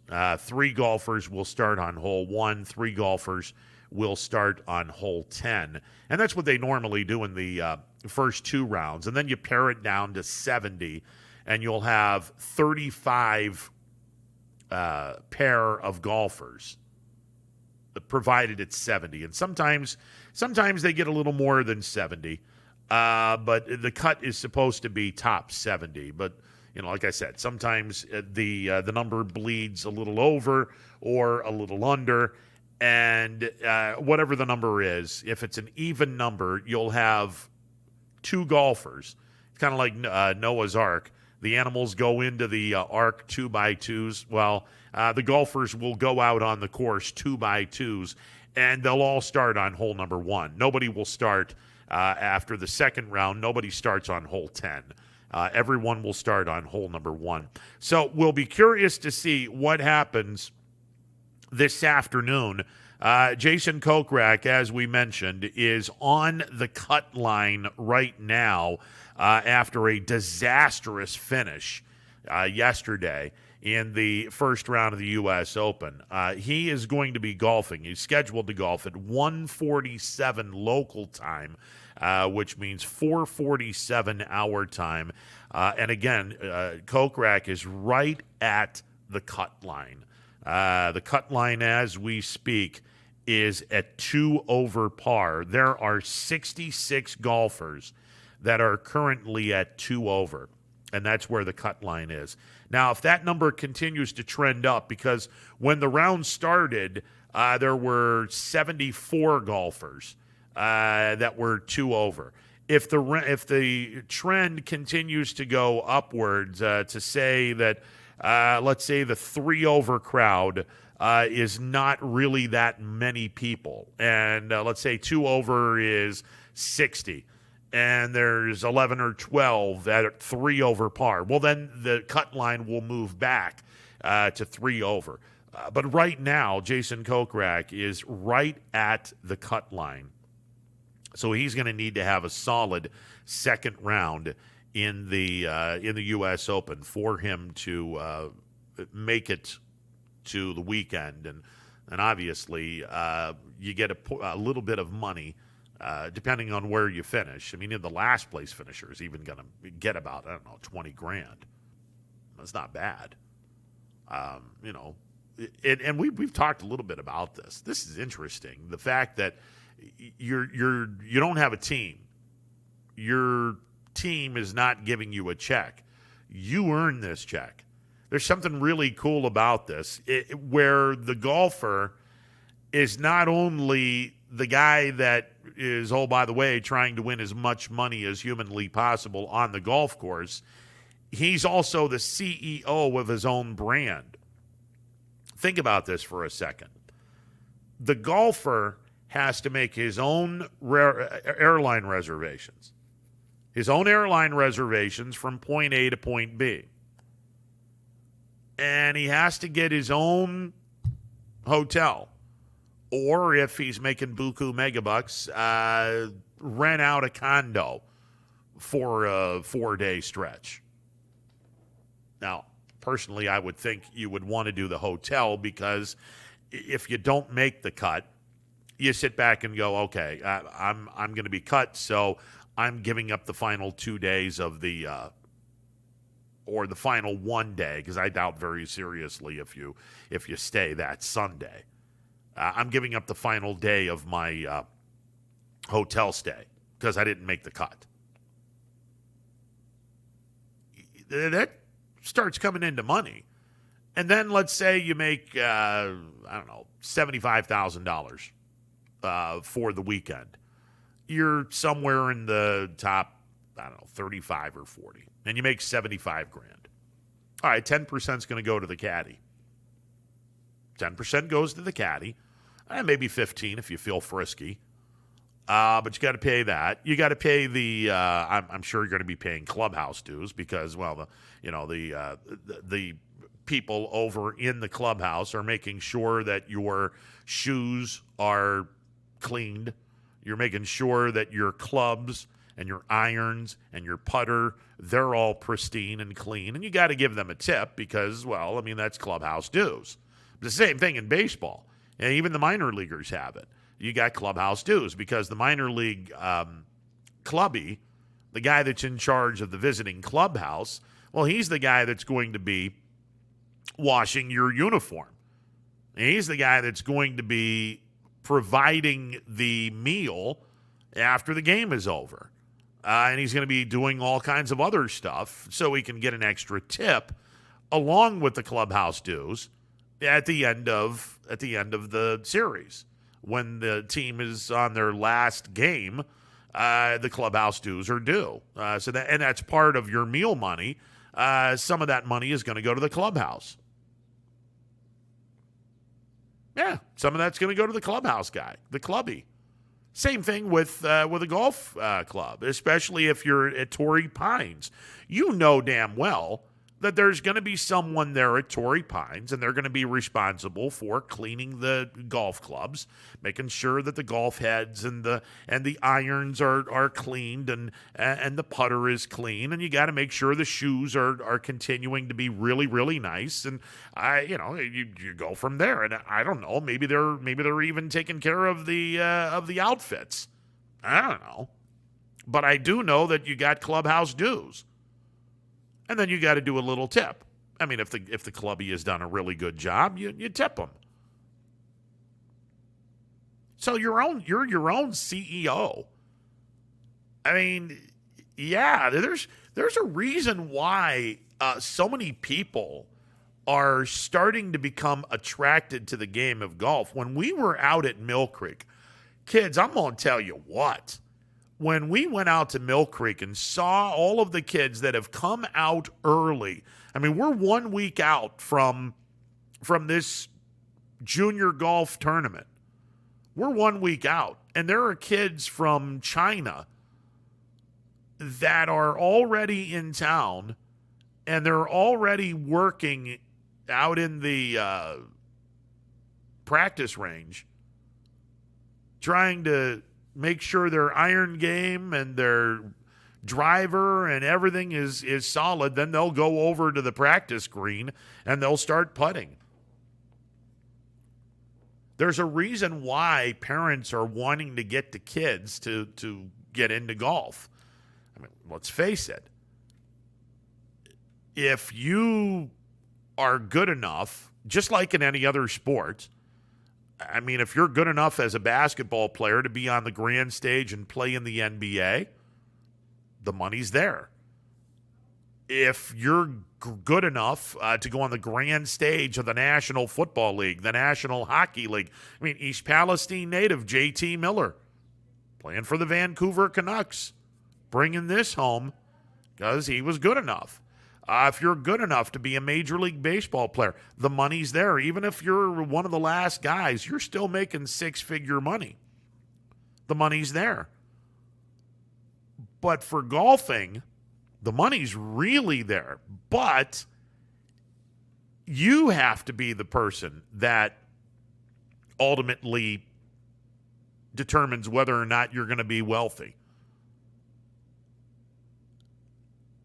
And the trade-off is, other than maybe a back problem or a hip problem or maybe a knee problem if you're swinging the club way too violent. I'm looking at you, Tiger Woods. That's about it. I mean, unless you've got a real dark cloud over your head and somebody drills you with a golf ball, that's about it. There's not really a lot of risk for career-ending injuries unless you have, violently swung a golf club.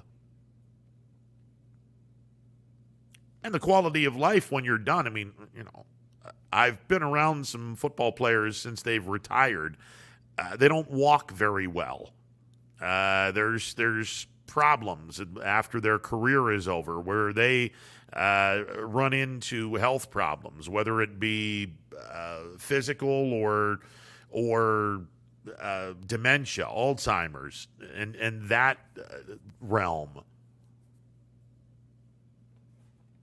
Golf is a non-violent sport, and I think a lot of parents are trying to get the kids to play the game play it as early as they can in hopes that, hey, maybe, just maybe, this kid's going to have an unbelievable swing to the point where maybe this kid can be profitable or actually do something on tour. And you look at the Jerry McGees of the world.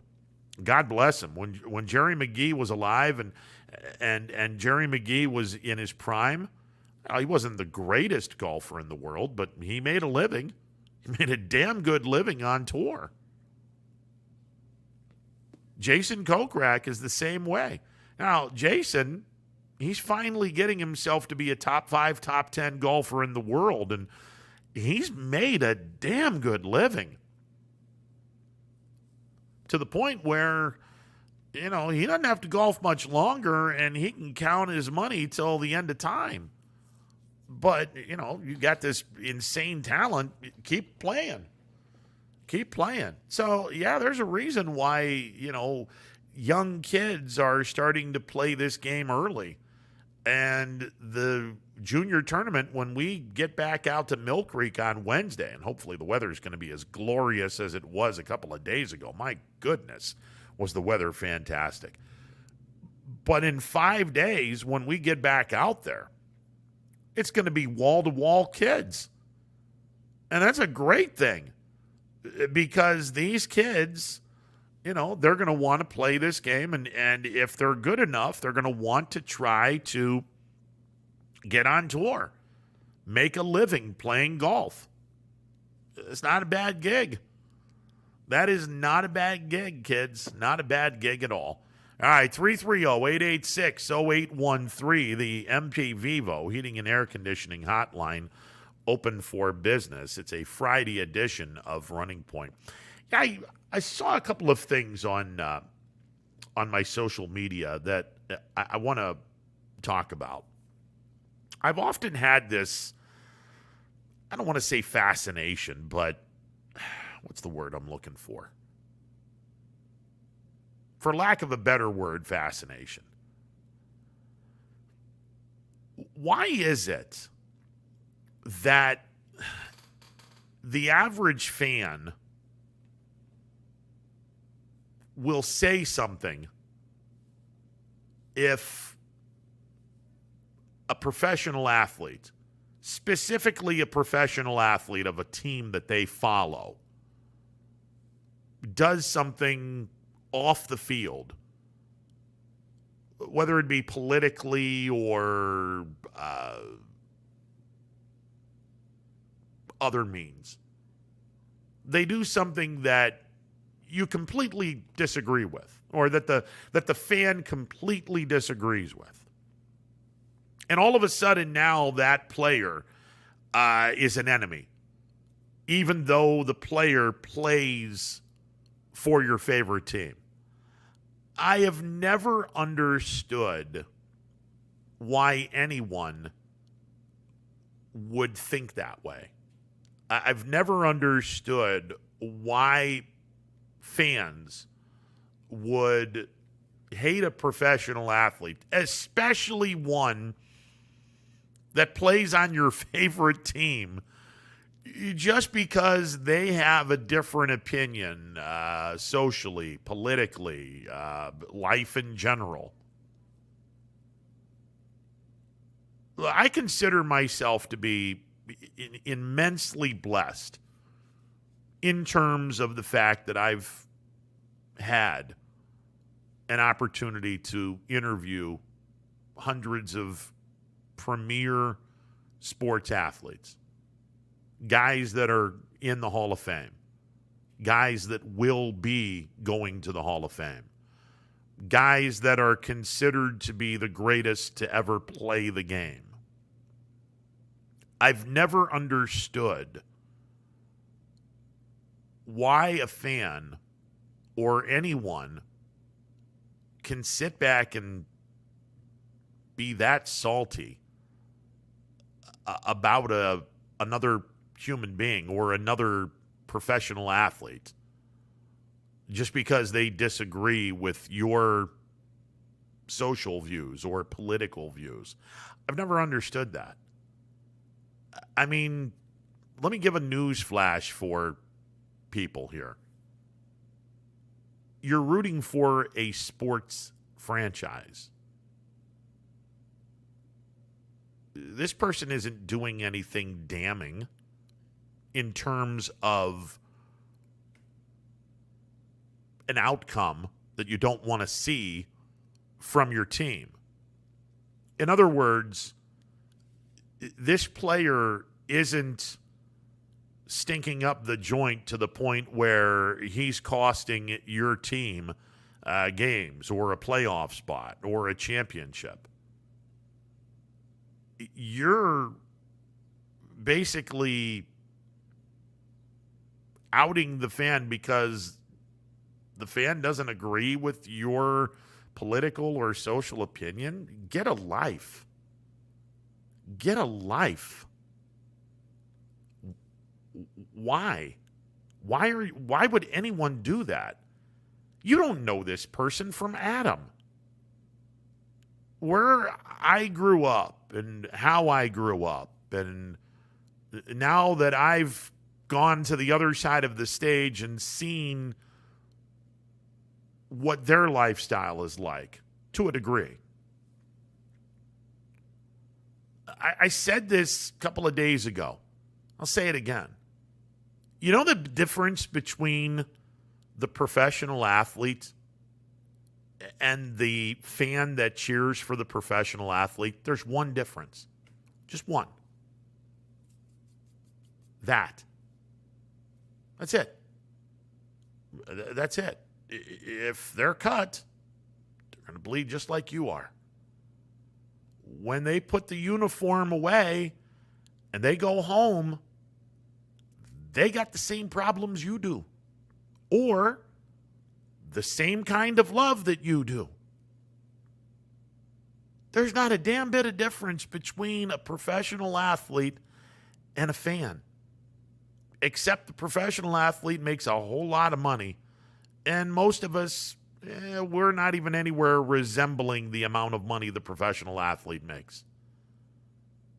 Long time ago, I learned I don't give a crap what the professional athlete does outside the field of play, outside the rink, outside the basketball court, the baseball diamond, the football field, the soccer field, the tennis court, the golf course. You know where I'm coming from.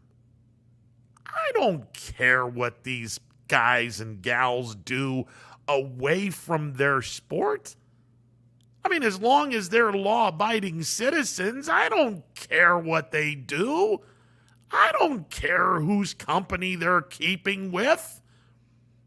As long as, again, they're law-abiding citizens. I don't care about that because it's none of my business. It's none of your business. The only thing I care about is, hey, are you helping my team win?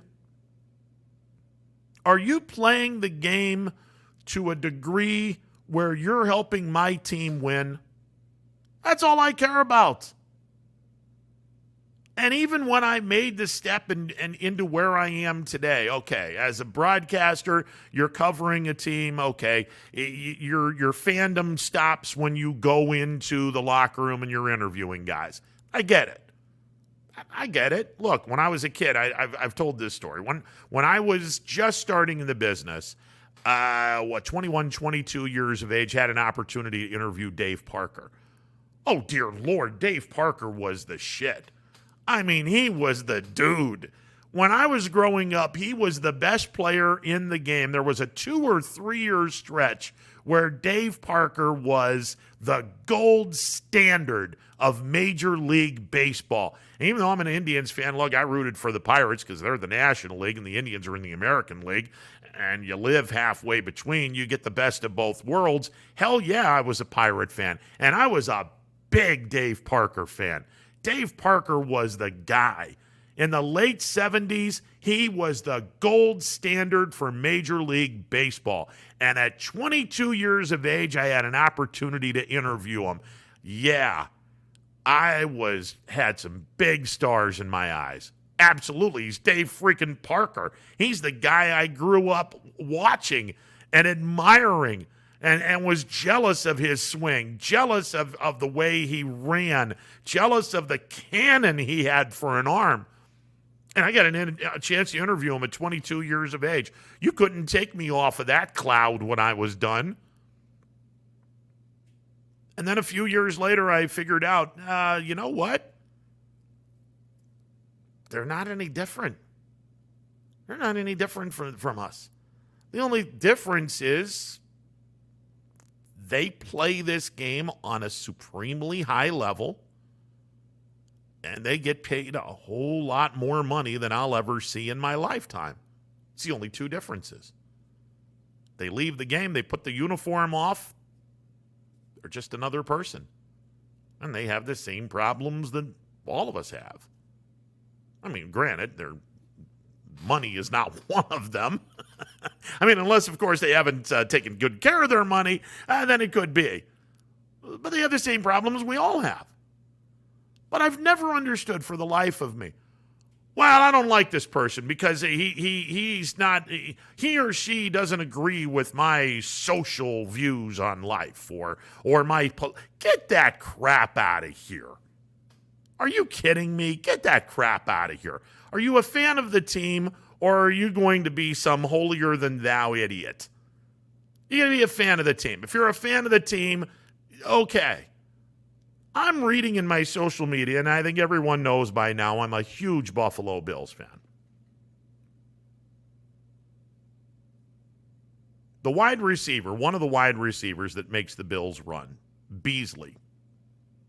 Beasley came out a couple of days ago and said, I don't know about this whole vaccine thing.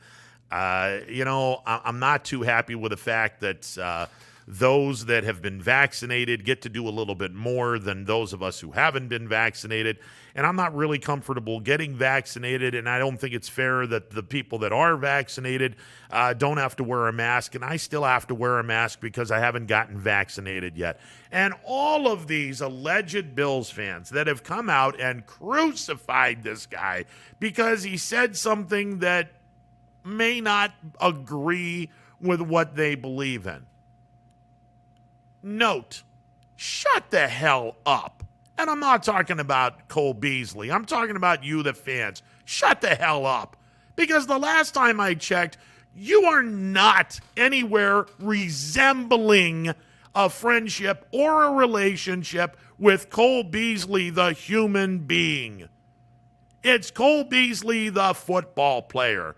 And if Cole Beasley catches 90 passes and leads my team to a Super Bowl this year, knock on wood, I don't know if it's going to happen or not, but if they have a great year and Cole Beasley's one of the reasons why they have a good year, I don't give a rat's ass what he thinks about being vaccinated or not, because it doesn't matter. All that matters is, what is this guy doing on the field of play? Outside the field of play, I don't care what this guy does. As long as he's a law-abiding citizen, I don't care what he does. And no fan should, because the bottom line is, you're not in their life. You don't know this person from Adam. You're a fan of the team. Judge the person by what he does on the field, because off the field, any professional athlete off the field, you don't have the right to do that. Nor should it be of importance, because they don't know you from Adam. And frankly, you don't know this person from Adam outside the field of play. And it just infuriates me when I hear people, well, I can't cheer for this person. Well, why? Well, he doesn't, or she doesn't fall in line with me socially, politically, blah blah blah. Really?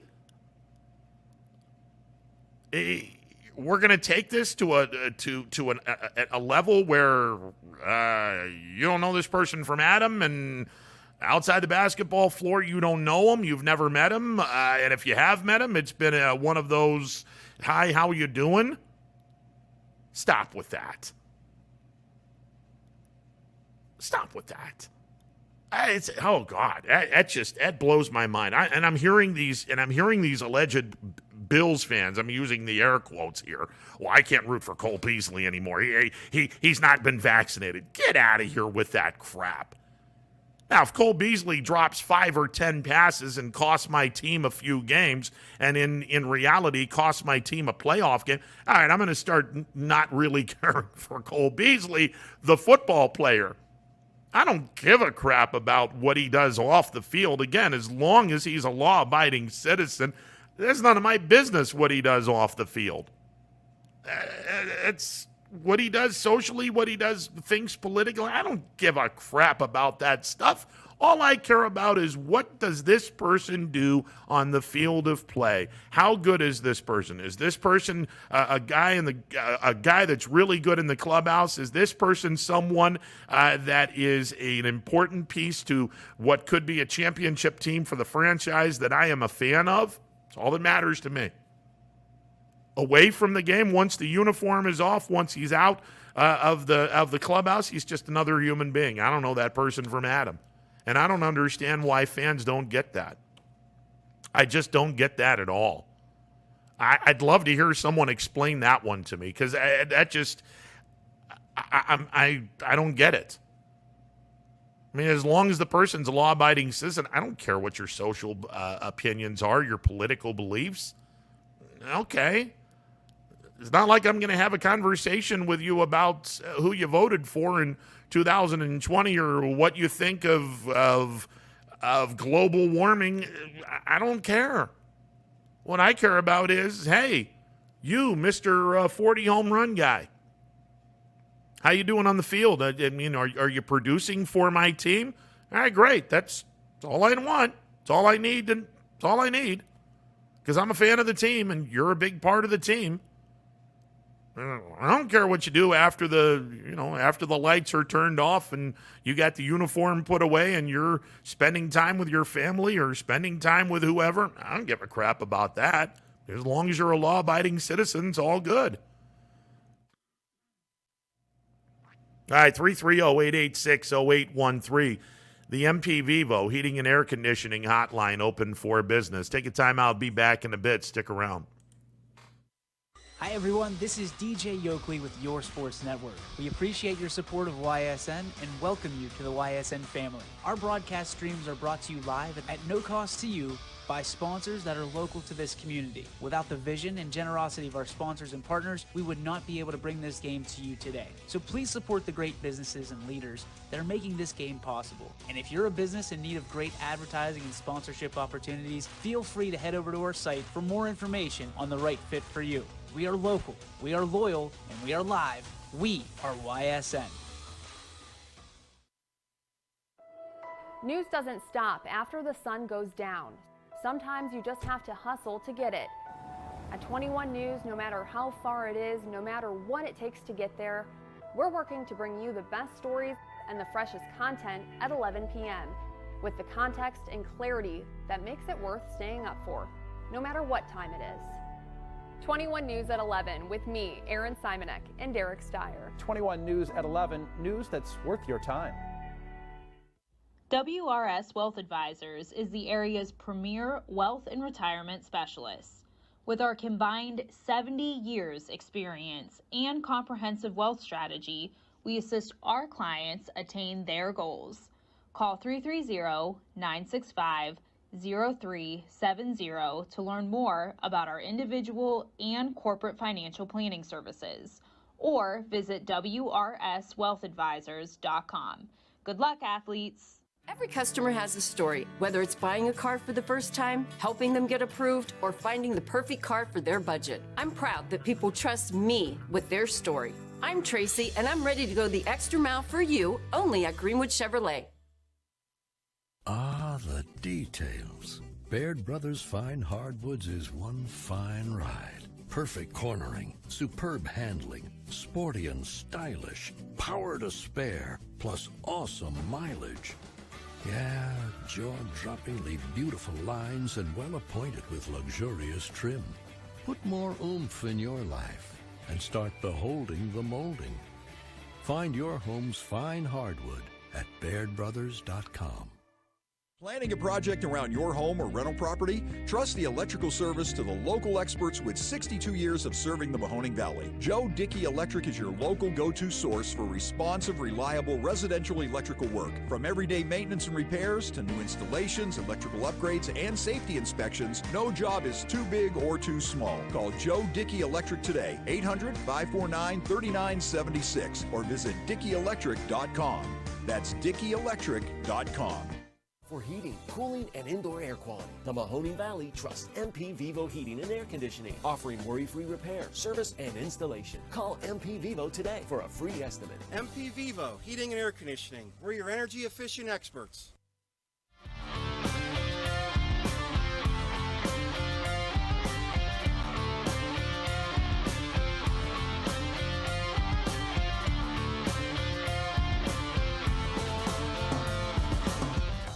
If you're looking for a new Ford vehicle, why shop anywhere else but Tri-State Ford? Choose from our great selection of new Ford models. Plus, we've got you covered with our exclusive Tri-State Ford Advantage. It includes a 10-year, 200,000-mile warranty with your new Ford. Come see why so many customers from the Tri-State area buy their new Ford at Tri-State Ford. Customer focus, community driven. Tri-State Ford East Liverpool or visit tristateford.net. Welcome back to a Friday edition of Running Point presented by Greenwood Chevrolet on Mahoning Avenue in Austintown. MP Vivo Heating and Air Conditioning Hotline open for business.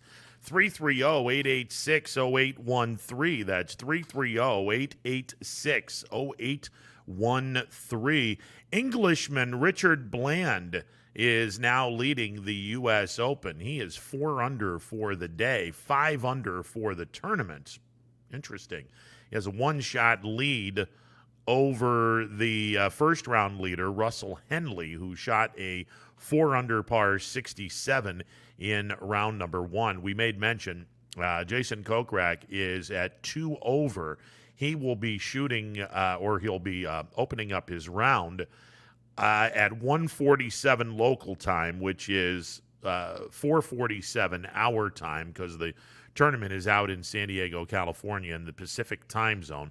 So at about 4:45, a little after 4:45 our time, Jason Kokrak will be starting his second round of the U.S. Open. Right now, he is at the cut line at 2 over. Now, there are 64 golfers who are currently at 2 over par.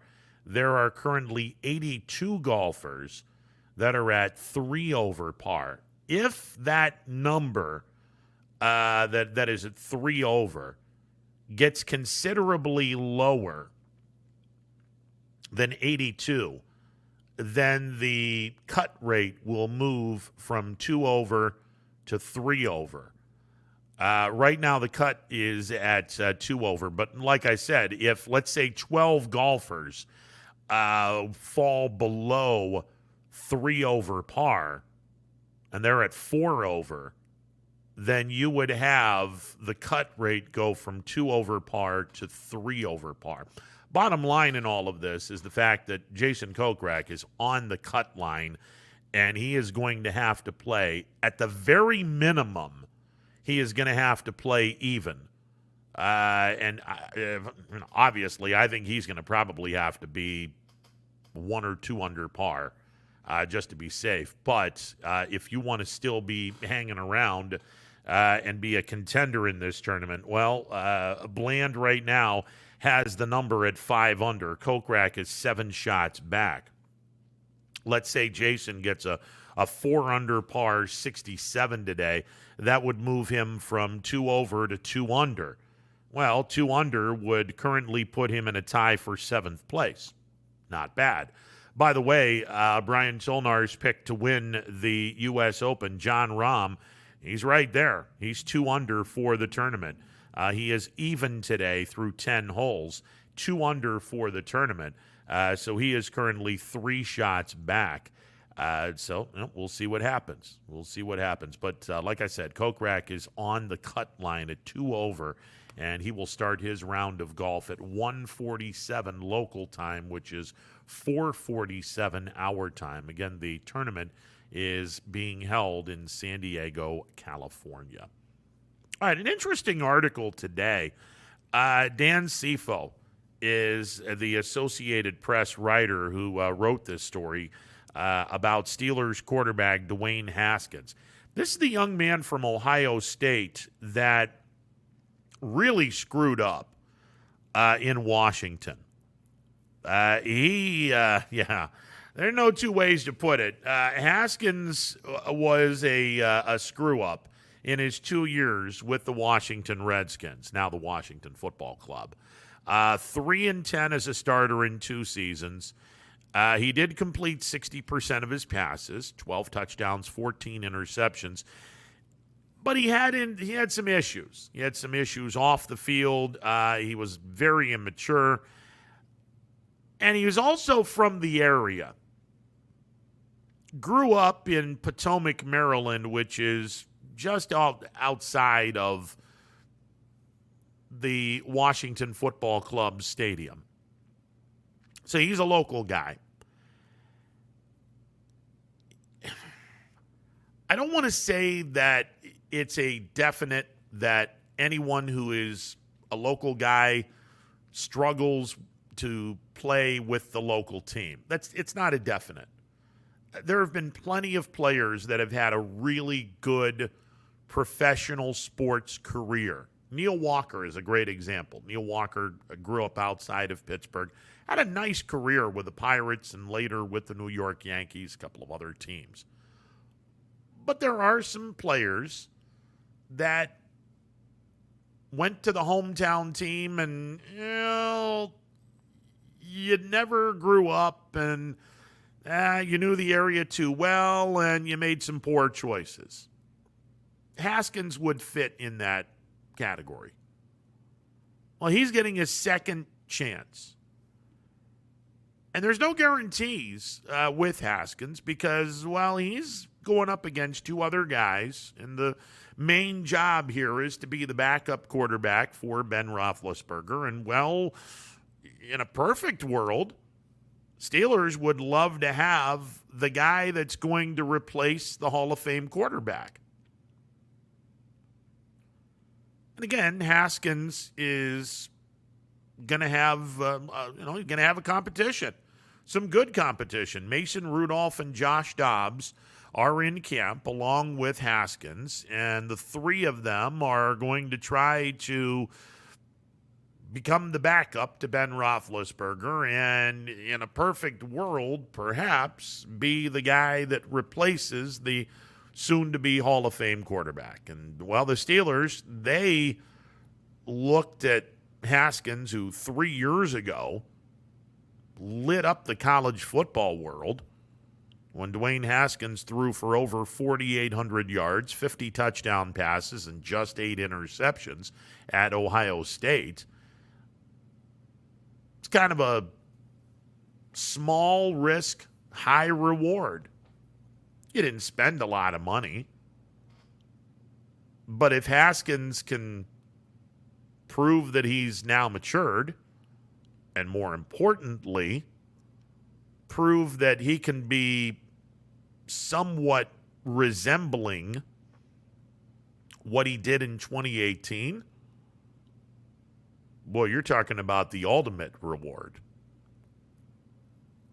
I don't know if that's going to be the case or not. I mean, I'm not high on any of the three guys that are looking to replace Ben Roethlisberger. I think at the end of the day, the Steelers are going to have to go out. They're going to have to get a quarterback. And frankly, I don't even know if they're going to be to the point where they're bad enough to get a quarterback with the top 5 pick or top 7 or 8 pick. I don't know if the Steelers are ever going to be that bad because, the Steelers are such a good organization in terms of winning year after year. Their idea of an off season is 6-10. Well, 6-10 is not a top 8 draft pick. So you would have to do a whole lot worse than that in order to, and now we have 17 games. You'd have to do a whole lot worse than that. And I don't know if the Steelers will ever get to that point. Because like I said, they're a very well-run football program where their idea of reloading is having a 6-10 year. I mean, it's a solid football program. As a matter of fact, there was a, and I saved it on my phone. I had saved this. There is a meme that I saw regarding the best record by each team in the 16-game era. You want to take a guess who the number one franchise was in terms of the regular season from 1978 through 2020? The highest NFL team win percentage during the 16-game era. And again, the 16-game era started in 1978. I was 14 when the NFL decided, hey, we're going to go from 14 games, no overtimes. You have a tie game in regulation, it's a tie game. You had 14-game seasons with no overtime. And in 1978, the NFL said, nope, we're going to move this up. Instead of 5 exhibition games and 14 regular season games with no overtime, we're now going to go 16 regular season games, 4 exhibition games, and we'll have an overtime period. 1978 to 2020 was the last year of the 16-game schedule. The team with the highest win percentage in that 43-year stretch, because you got to include 1978. 78 plus 42 is 1978 plus 42 is 2020, but you have to include 1978. So that's 43 years. The Pittsburgh Steelers are the number 1 ranked team. Highest win percentage in those 43 years. They had a win percentage of 609, better than anybody. Even the New England Patriots, who came in second with a win percentage of 603. By the way, for those wondering, Denver came in at number 3, a 580 win percentage. The Packers came in at number 4, a 565 win percentage. The Ravens came in at number 5 with a 564 win percentage. This is a team that they know how to win. All right, they just do. They know how to win. By the way, the Bills were number 20, 491 win percentage. And the Browns were number 31, a 399 win percentage. The only team that was worse than the Browns in the 16-game era, the Detroit Lions. They had a 396 win percentage. All right, be that as it may. The Steelers aren't going to be horrible to the point where, we can't draft our future stud. Unless, of course, someone falls insanely low. I mean, you know, the guy that everyone wants to look at is Tom Brady, arguably the greatest quarterback of all time, arguably. 6th-round draft pick. Everyone had an opportunity to get him 5 times over. So, yeah, if you fall into that, or Russell Wilson, what was he, a 4th-round draft pick? Joe Montana, what was he, a 3rd, I believe, 2nd or 3rd-round draft pick. I mean, yeah, you can luck out and get that, but by and large, if you're trying to get a quarterback in the 1st round, the Steelers aren't going to be bad enough of a franchise to ever be put in that position where they're going to be picking 1st, 2nd, or 3rd. That's not going to happen. This organization is built for the long run. It's just not going to happen. I think it was a good. At the time, I wasn't too sure about, you know, what do you do with this guy? Why are you signing this guy? The more I think about it, it's a very low risk for the Steelers. You're not investing that much into the Dwayne Haskins. Again, this is a multi-billion-dollar organization. You're not spending all that much money on Haskins. It's a low risk. Now, if Haskins suddenly becomes the 2018 version in the National Football League where he can go and throw for 4,800 yards and get 50 touchdown passes, dear God, did you just get a high reward for a low risk? And all of a sudden, the Steelers are back where they want to be. And you have your ultimate replacement for Roethlisberger. I get a kick out of some people that are putting dirt on the Pittsburgh Steelers right now. I would be very, very, really cautious to put dirt on this team right now. I would be real cautious to put dirt on this team. Now, I don't think they're going to be the division winners. I don't. I think that Baltimore is going to win the division, at least right now. Things could change. I mean, if the season were to start right now and it's not, I think Baltimore is the best team on paper in this division. And Cleveland and Pittsburgh are battling it out for second place in the division on paper.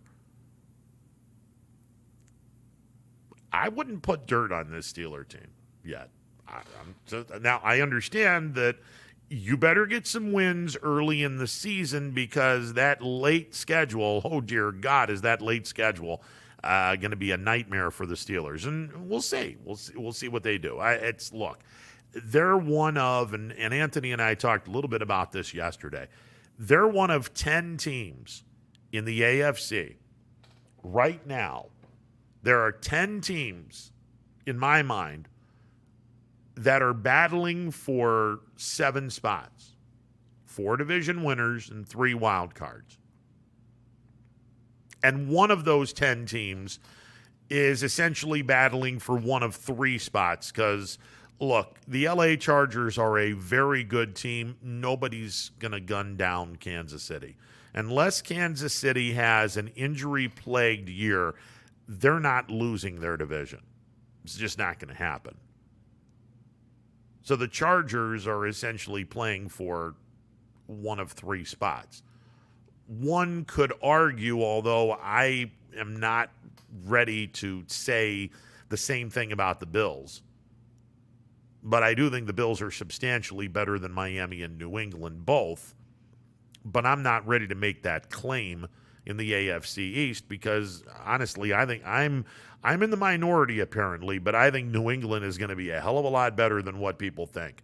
This team is not going to be where they were last year. I can promise you that. They're going to be a whole lot better. I'm a little concerned. If you're a Miami fan, you got to be a little concerned. I don't think Tua is the answer, so I don't think they have their quarterback yet. And then you have the rest of the teams. Baltimore, Cleveland, Pittsburgh, Indianapolis, Tennessee, Buffalo, Miami, New England, Kansas City, the Los Angeles Chargers. There's 10 teams that I just mentioned. 3 of those teams are not going to make the playoffs. 3 of them won't make the playoffs. And 3 fan bases that believe, hey, this is our year to get into the playoffs, and once the playoffs, hey, anything can happen. 3 of those fan bases are going to just wonder what the hell just happened. And if Aaron Rodgers gets dealt, which there's a pretty good chance he is going to get dealt, unless, they have a kumbaya moment. I just don't see that happening. I think that window is shut and the lock is securely fastened. I just don't see Aaron Rodgers back in Green Bay. Depending on where Aaron Rodgers goes, and let's be honest, if Green Bay has to trade him, they're going to trade him to an AFC team. Let's say Denver gets him. Well, they're team number 11. There's going to be 3 fan bases that are going to be wondering, what the hell just happened here?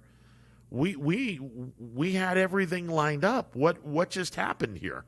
There are going to be 3 fan bases that are going to be supremely disappointed. Then you look over at the NFC, and good Lord, I don't like this. Because I'm looking at the NFC, and if Rodgers isn't with Green Bay, who's challenging Tampa? Nobody's going to challenge this team. They're going to go right back to the Super Bowl. And then you know what happens when Tom Brady's in the Super Bowl. 7 out of 10 times he wins. Man, the balance of power. Last year, everyone was talking about how loaded the NFC was. And hey, spoiler alert, it was. It was loaded. And kudos to Tampa for doing the unthinkable. Going on the road 3 straight weeks. Washington was kind of like stepping over a Sunday paper. But going into New Orleans, where you got your ass kicked the first time and you win. Going into a freezing Green Bay and you win. Going up against a really good Kansas City team, although they had lost 2 tackles. And let's be honest, the Tampa Bay pass rush annihilated Mahomes and annihilated that offense. Had Kansas City been healthy, that would have been a fun game to watch. but kudos to Tampa. They dodged landmines all over the place. They don't have landmines this year. I mean, right now, they just don't. The balance of power, for whatever reason, has gone right over to the AFC. And you look at the AFC, and listen, Browns fans, God love you. You guys deserve to have a team that's going to go a long, long ways in the playoffs. But I am here to tell you right now, you better hope and pray that you don't have the kind of season you had to begin the year in 2018. Because I remember being on terrestrial radio and reminding everyone, hey, those first 7 or 8 games, that's a badass schedule. And if the Browns struggle in those first 8 games, season goes sideways and then everything goes to hell in the handbasket. Now, the schedule isn't as bad, nearly as bad, but there are 2 games that the Cleveland Browns are going to be playing early in the first half of the season that are going to be, other than the divisional games, 2 games played against 2 playoff contenders that are going to be the single most important games, other than the divisional games, the 2 single most important games the Cleveland Browns will play this year. Week 5 against the Los Angeles Chargers in LA. That's game number 1. And week 10 in Foxborough against New England. That's the second one. I'm telling you right now, those 2 games are going to be, other than the divisional games, those 2 games are going to be the single biggest games on the Cleveland Browns schedule this year. Why, you ask? Well, okay, let me explain. If the Browns don't win their division, and I don't think they're going to, now that my mind could be changed before the season starts, but right now on paper, Baltimore is the best team in this division. Right now. A lot can change, but right now, I'm thinking Cleveland is going to be scrambling for one of those 3 playoff or one of those 3 wild card spots. That's where this conversation goes to. Those wild card spots. What's the first tiebreaker in any scenario in a wild card? Head to head. 2 teams that I just mentioned, they're going to be wanting to play in a wild card as well. Look, New England probably won't have the horses to catch Buffalo. I'm not saying definite, but they probably won't have the horses to catch Buffalo this year. I think Buffalo is the best team in that division. And again, a lot can change. An awful lot can change.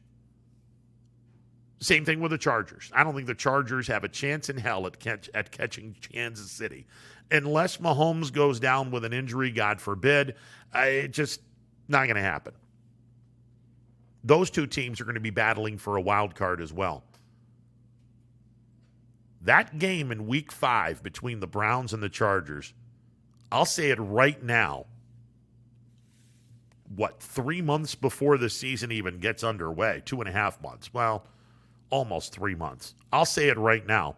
That game between the Browns and the Chargers is going to determine who gets into the playoffs between those 2 teams, or who gets the higher seed in the playoffs between those 2 teams. That game is going to mean a ton in the wild card scenario, because I don't think either team is going to win their division. That game is going to mean a hell of a lot in the wild card scenario, and that's week 5 in Los Angeles. And then week 10, the Browns go to New to play the Patriots. And that is that's a Sunday game. That's a regular Sunday 1 o'clock game. And that's 2 weeks from the 2 weeks from the Steelers game in Cleveland on Halloween. I think the week before New England, the Browns are playing in Cincinnati. So that game against the Patriots can have a lot on the line. It is. It's going to have an awful lot on the line. Other than the divisional games, those two games, circle them, Browns fans, because you better win both of those games. The AFC record is going to mean a great deal for wild card. But that tie-breaking scenario is right after head-to-head. And if the Chargers and the Browns don't win their division, and the Browns and the Patriots don't win their division, but they're all bunched in together for one of those three prestigious wild card spots, oh, you best believe that head-to-head is going to go a long, long way to determine whether or not you're in the postseason. Yeah, Week 5 and Week 10. Other than the divisional games, those are the two most important games the Cleveland Browns are going to play all year long, and you'd better win both of them. Because if you don't, I'm not saying they don't make the playoffs, but if you don't win both of those games, that door gets opened to where the Browns don't make the playoffs this year. Assuming they don't win their division. Now, if you win your division, then it really doesn't matter what you did against those two teams. But I don't think the Browns win the division. I still don't think, and they haven't done it yet. You know, last year they got beat by Baltimore twice. They're 1-3 against Baltimore in the last 2 years. You know, you got to get through Baltimore, and I'm still. I mean, I understand Browns fans are you know, they believe they've gotten past the Steelers, and they believe okay, don't put dirt on this organization quite yet. I wouldn't do it. They're not dead yet. They're going to be heard from. Now, they better be heard from the first, 13 games, 12 or 13 games of the regular season, because the last 4 or 5 games, good night, is that schedule difficult. But like I said, they're going to be tough. They're going to be a tough team to deal with. So this will be a fun year. Oh, my God, is this going to be a fun year. But again, with the Steelers getting Haskins, you know, when I first saw that, I was like, oh my God, this is a waste of time. Why are they doing this? And then I realized, wait a second. They're not spending all that much money on this guy. I mean, it's a drop in the bucket what they're spending, and, you know, low risk, because you're not out a lot of money with this guy. And if this guy actually matures and he's somewhat resembling the quarterback we saw at Ohio State, you got a high reward here. Okay. Now I understand a little bit. All right, you didn't spend that much, so it's a very low risk, a very high reward if you get the Dwayne Haskins everyone wants to see. But good luck with that. Like I said, 3-10 as a starter in 2 seasons. And though he did complete 60% of his passes, he threw 2 more interceptions than he did touchdowns. But, hey, maybe the kid has grown up, and maybe he needed the change of scenery. We'll see. All right, 330-886-0813. We're back in a bit. Stick around. At Greenwood Chevrolet, we go the extra mile for you. By finding you the right vehicle at the right price. And by being with you for every mile of your journey. Visit greenwoodchevrolet.com and tell us how we can go the extra mile for you. New things happen all day. Some are good, some not so good. In today's complicated world, while you're busy working, playing, and living life, we're busy helping you make sense of the day's news.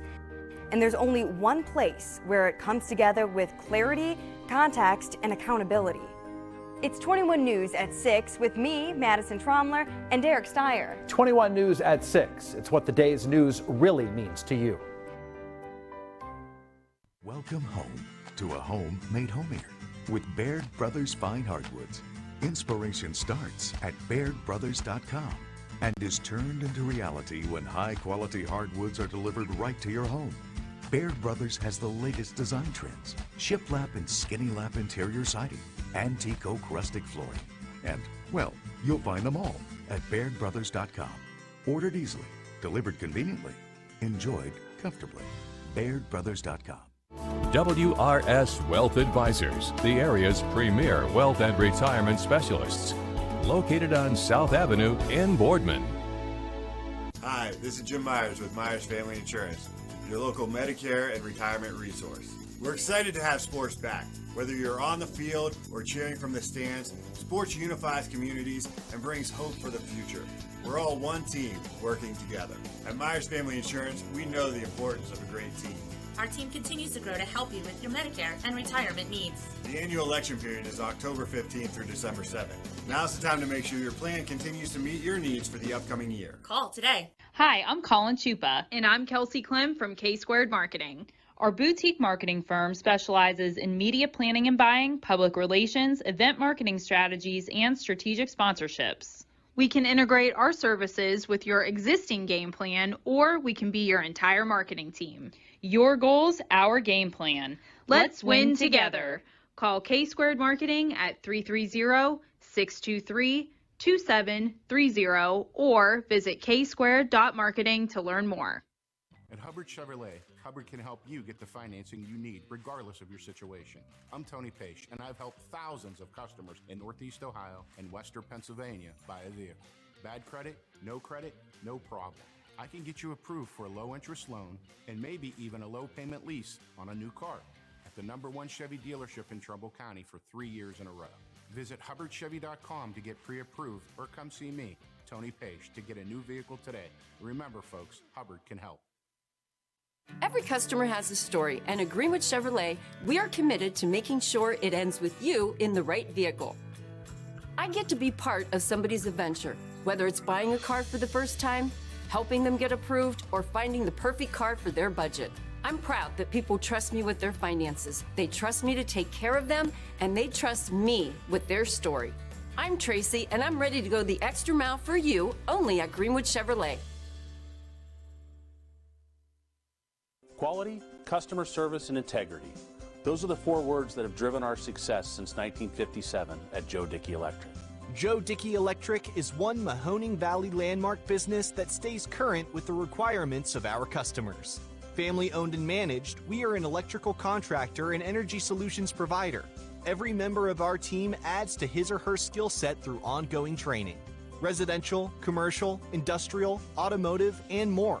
We keep ahead of the needs of our customers with a fleet of more than 50 vehicles and 24/7 emergency service, so you're never left in the dark.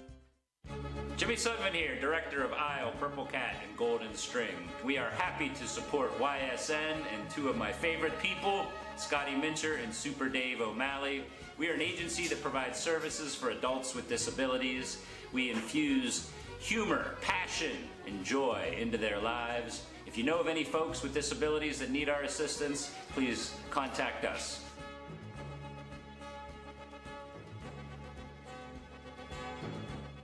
Your teams work hard and give it all they've got. Well, so does ours, because 21 Sports and YSN give you extra effort when covering local sports. 21 Sports and YSN, winning coverage of our Valley's teams. When looking for home design inspiration, don't just be inspired, be Baird inspired. Whether new or remodeling, Baird Brothers has the latest trends like shiplap to refresh your home. Go from inspiration to installation with our wide selection of in-stock American hardwoods. From the rustic charm of antique oak to the warmth of traditional cherry, Baird Brothers has what you need to make your home inspiring. Baird Brothers, our family's heritage, your family's home. Welcome back to this Friday edition of Running Point, presented by Greenwood Chevrolet on Mahoning Avenue in Austintown. Ron Potesta with you. The MP Vivo Heating and Air Conditioning Hotline open for business. 330-886-0813. Scrappers in action tonight, weather permitting, opening up a 3-game series with the West Virginia Black Bears. 7:05 tonight. Fireworks after the ball game. First place on the line.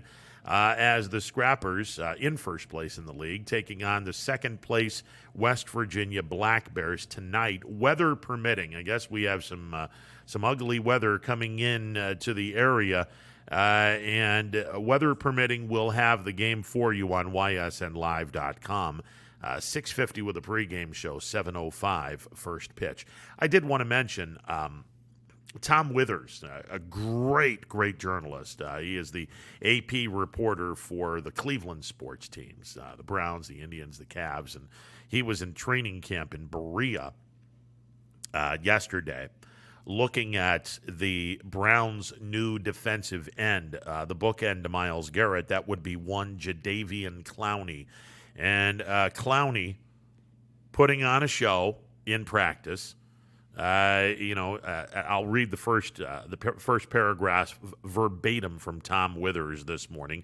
Jadeveon Clowney burst out of his three-point stance, spun around a couple of tackling dummies, and celebrated finishing first in a drill by thrusting his index finger in the air and letting out a loud yell. By all accounts, he's happy, healthy, and hungry with the Cleveland Browns. Stop if you've heard this one, kids. Stop if you've heard this one, because I'm going to be honest with you. I've been hearing about this for, 7 or 8 years. Let's see. He had 5 years in Houston where he was playing with arguably at the time, although Aaron Donald has passed him, at the time, the best defensive player in the game, in J.J. Watt, opposite J.J. Watt for 5 years in Tennessee. Spent a year in Seattle, and last year in Tennessee. He's never had double-digit sacks in his life. He has got potential out the wazoo. Jadeveon Clowney potentially is a specimen. I mean, he is a big dude. He's a specimen. He hasn't produced. He hasn't had a wow, I'm here career in the NFL. Not even close. Not even close. And he's been around some pretty good talent. Again, he was opposite J.J. Watt. How do you not have a big year opposite the best defensive player in that time area? How do you not have one big year? Look, I'm never going to say Jadeveon Clowney's not a nice player. He's good. He's good. He's not great. I hate to say this, but Jadeveon Clowney is still remembered by practically everyone in Northeastern Ohio for what he did in college. Unblocked in a bowl game, went right through the Michigan offensive line and tore a guy's head off as he was getting the ball from the quarterback as a member of the South Carolina Gamecocks in a bowl game. Jadeveon Clowney, unblocked, let me just preface that one, unblocked. Nobody around him, because nobody blocked him, went through the line and just destroyed, laid him out. It was a phenomenal hit, but he was unblocked. I'm not saying Jadeveon Clowney's not a good player. He's a nice player when he's healthy. He's a nice player, but he's never been a wow player. And look, I understand, he's going through the drills, and I'm sure that, he's going to have everyone just singing their praises, saying, this is going to be the year, this is going to be the year. Okay. He's had that this is going to be the year for, 7 previous years. He hasn't had that year. I'm not saying it's not going to happen. It could. Hell, he's playing behind or opposite, not behind. He's playing opposite of one of the best pass rushing defensive ends in the National Football League. Lord knows he is not going to get the RESPECT that Myles Garrett's going to get. He should have a pretty good year. He should be able to have a solid year if you're on the other side of Myles Garrett. I mean, good Lord, that would be like putting a player opposite Reggie White or opposite Bruce Smith. Now, not on that grand of a scale because Myles Garrett is nowhere close to those two yet. But he's getting there. He's getting there. Clowney should have. If he's healthy, Clowney should have a productive year. But pardon me if I don't really fall in line with the, oh my God, this guy's a specimen. Yeah, okay, he's a specimen. I've looked at his numbers the first 7 years in his NFL career. Nothing spectacular. I hate to say it, there's a lot of people that still look at that one play where he was unblocked and tore a guy's head off. Not literally, but laid him out. And it was a great hit. Oh, my God, it was a wonderful, wonderful play.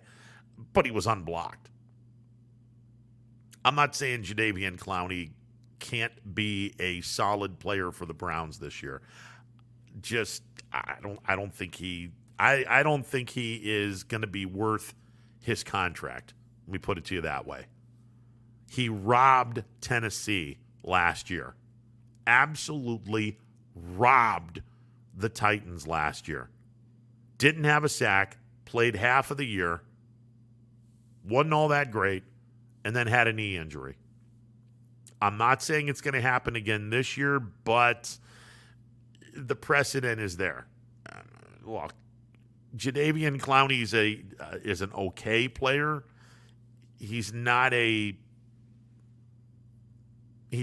guy that has proven to do anything extraordinary in the National Football League. He just isn't.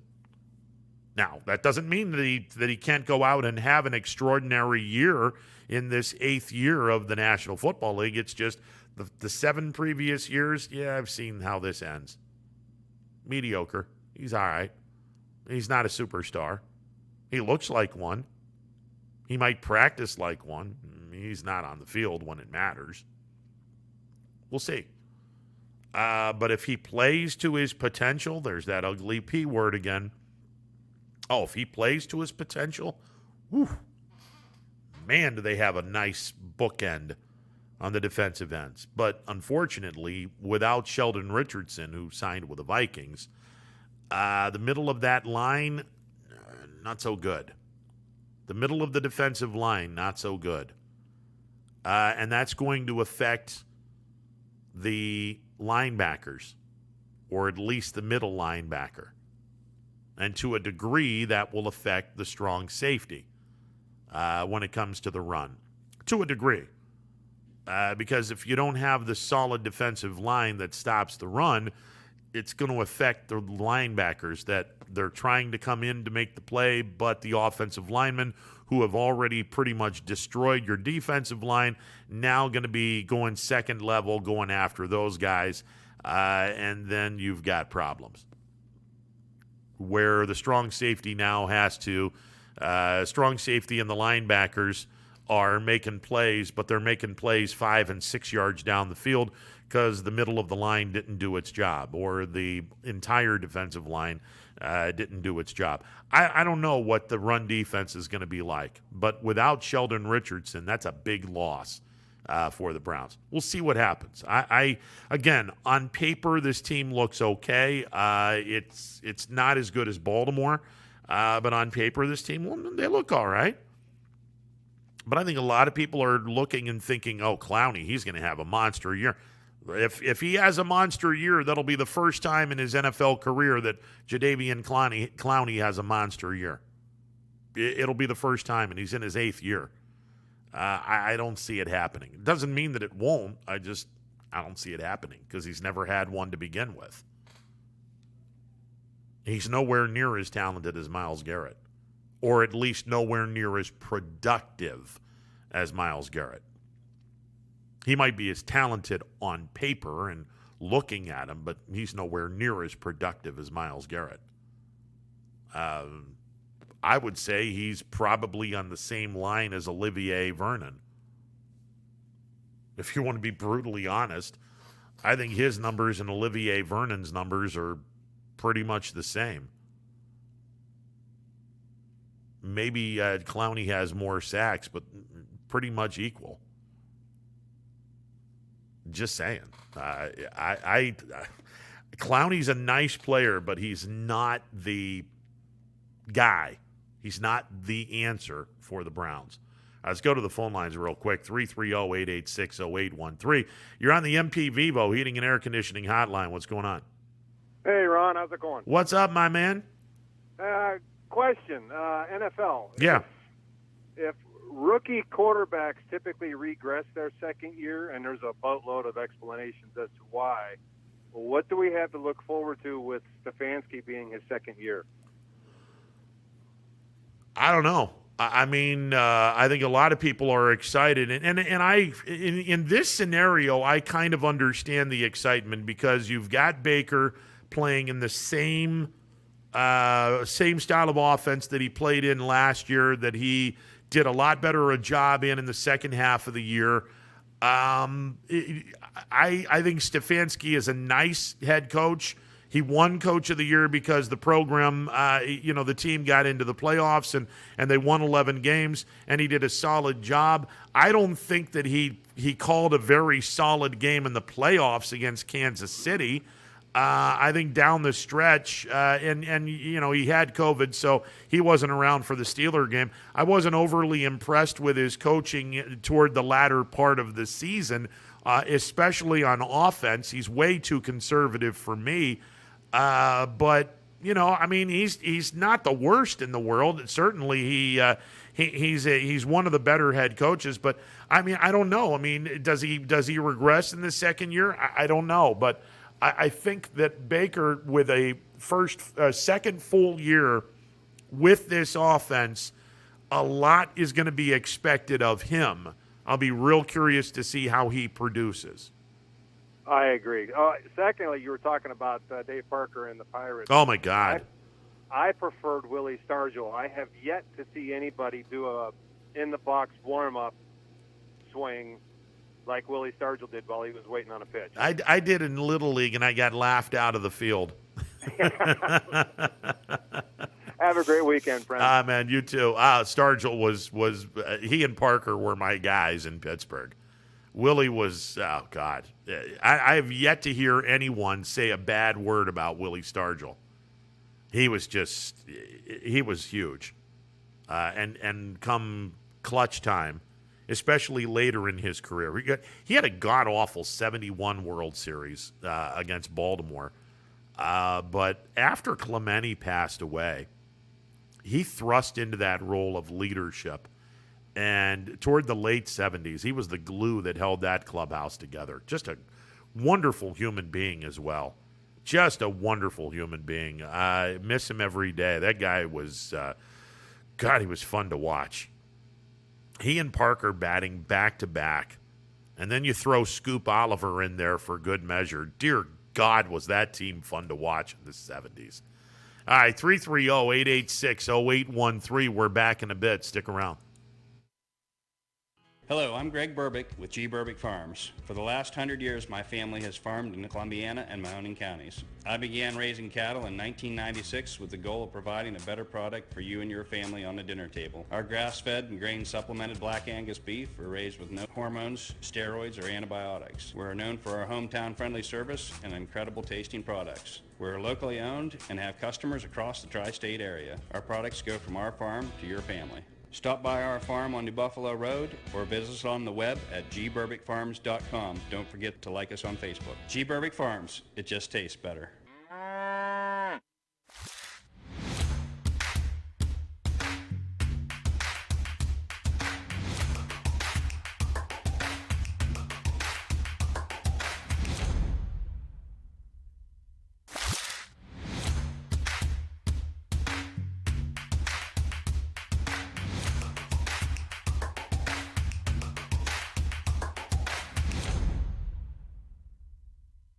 this is Tommy Clem, owner of WRS Insurance Solutions.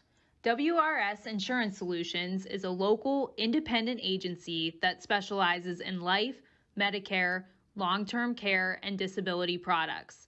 Call us at 330-953-3722 or visit us at wrsinsuranceSolutions.com to learn more. Good luck to all the student athletes in the Valley. If you're looking for a quality pre-owned vehicle, why shop anywhere else but Tri-State Ford? Choose from our great selection of pre-owned vehicles. Plus, we've got you covered with our exclusive Tri-State Ford Advantage. It includes a 10-year, 200,000-mile warranty with your pre-owned vehicle and much more. Come see why so many customers from the Tri-State area buy their pre-owned vehicle at Tri-State Ford. Customer focus, community driven. Tri-State Ford East Liverpool or visit tristateford.net. No matter what the weather, be prepared with a reliable, efficient Ruud gas furnace or air conditioner from MP Vivo Heating and Air Conditioning. Call your energy efficient expert, MP Vivo, today for a free estimate. Here at MP Vivo, we rely on Ruud, and so should you. It's storm season. I think we're under the gun for some heavy storms over the next couple of hours. And Storm Tracker 21 is ready. This is probably the one we're keeping a closer eye on. On air. And locally, we're going to have a lot of eyes on our area. Online. All right, let's talk high-risk futurecast and the timing of this weather. On social media and on our app. Rain will come and go tomorrow. There'll be some dry intervals. Stay ready with Storm Tracker 21. The severe weather threat now through around sunset this evening. Myers Family Insurance knows the importance of a great team. Our team continues to grow to help you with your Medicare and retirement needs. The annual election period is October 15th through December 7th. Now's the time to make sure your plan continues to meet your needs for the upcoming year. Call today.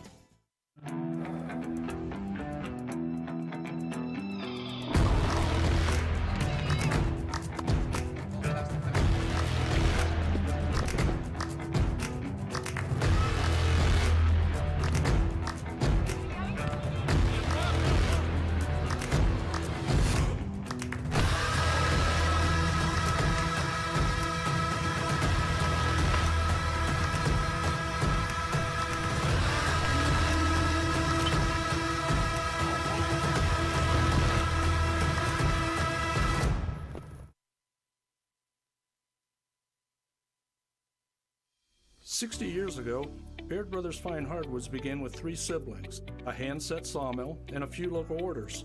And while business has certainly changed over the years, what has not are our principles of hard work, craftsmanship, and commitment to quality. At Baird Brothers, we're proud to put our name on the products we create, from moldings and doors to flooring and lumber. Thank you for 60 great years. We look forward to 60 more. Baird Brothers, for the place you love. At Greenwood Chevrolet, we go the extra mile for you. By finding you the right vehicle at the right price. By giving you confidence in your vehicle with the Greenwood Advantage warranty. By guaranteeing you financing, regardless of your situation or credit history. And by being with you for every mile of your journey. At Greenwood Chevrolet, we do whatever it takes to go the extra mile. So, how can we go the extra mile for you? Welcome back to this Friday edition of Running Point. The boss gave me 4 tickets to tonight's Scrappers game. They're actually 4 tickets good for 1 complimentary ticket, upper box seat. So if you want to go to tonight's game, you trade these 4 complimentary tickets in, and you'll get upper box seats to tonight's game between the Scrappers and West Virginia. The West Virginia Black Bears are in town. Fireworks after the game tonight, and should be a good time. First of a 3-game series between the first place Scrappers and the second place West Virginia Black Bears. So I tell you what we're going to do. The first person who calls in at 330-886-0813, you'll get the 4 tickets.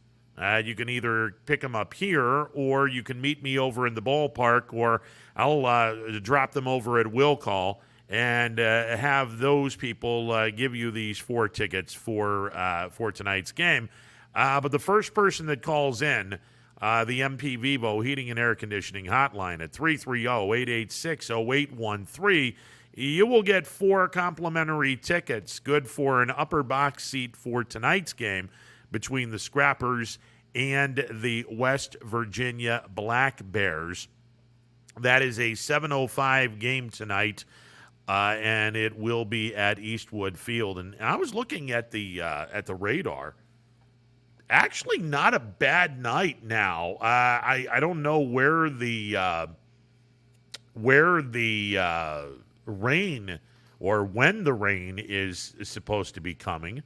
But it's actually not a bad night for baseball tonight. It's supposed to be about 79, 80 degrees at game time, and we'll see. We'll see what transpires tonight. But the weather forecast is supposed to be okay, as it turns out.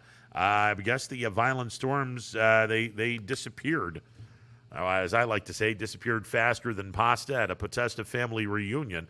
Again, 4 tickets for one lucky fan. Give me a shout on the MP Vivo Heating and Air Conditioning Hotline, 330-886-0813. If you want to go to tonight's game, these tickets are available for you. So give me a shout on the MP Vivo Heating and Air Conditioning Hotline at 330-886-0813 for 4 tickets. Complimentary tickets, good for upper box seats to tonight's game between the Scrappers and the West Virginia Black Bears. 7:05 game time tonight. You'll hear the game if you're not going to the game on ysnlive.com. All right, let's take a timeout. When we come back, we'll put the wraps on this show. Again, if you're interested in going to tonight's game, 4 free tickets to the first caller that calls in on the MP Vivo Heating and Air Conditioning Hotline, 330-886-0813. That's the number to call. Give me a shout for these 4 tickets to tonight's Scrappers game between, the Scrappers game against West Virginia tonight at 7:05 at Eastwood Field. 4 tickets for the first caller at 330-886-0813. Back in a bit. Hi everyone, this is DJ Yoakley with Your Sports Network. We appreciate your support of YSN and welcome you to the YSN family. Our broadcast streams are brought to you live at no cost to you by sponsors that are local to this community. Without the vision and generosity of our sponsors and partners, we would not be able to bring this game to you today. So please support the great businesses and leaders that are making this game possible. And if you're a business in need of great advertising and sponsorship opportunities, feel free to head over to our site for more information on the right fit for you. We are local, we are loyal, and we are live. We are YSN. News doesn't stop after the sun goes down. Sometimes you just have to hustle to get it. At 21 News, no matter how far it is, no matter what it takes to get there, we're working to bring you the best stories and the freshest content at 11 p.m. with the context and clarity that makes it worth staying up for, no matter what time it is. 21 News at 11 with me, Aaron Simonek, and Derek Steyer. 21 News at 11, news that's worth your time. WRS Wealth Advisors is the area's premier wealth and retirement specialist. With our combined 70 years experience and comprehensive wealth strategy, we assist our clients attain their goals. Call 330-965-0370 to learn more about our individual and corporate financial planning services, or visit WRSWealthAdvisors.com.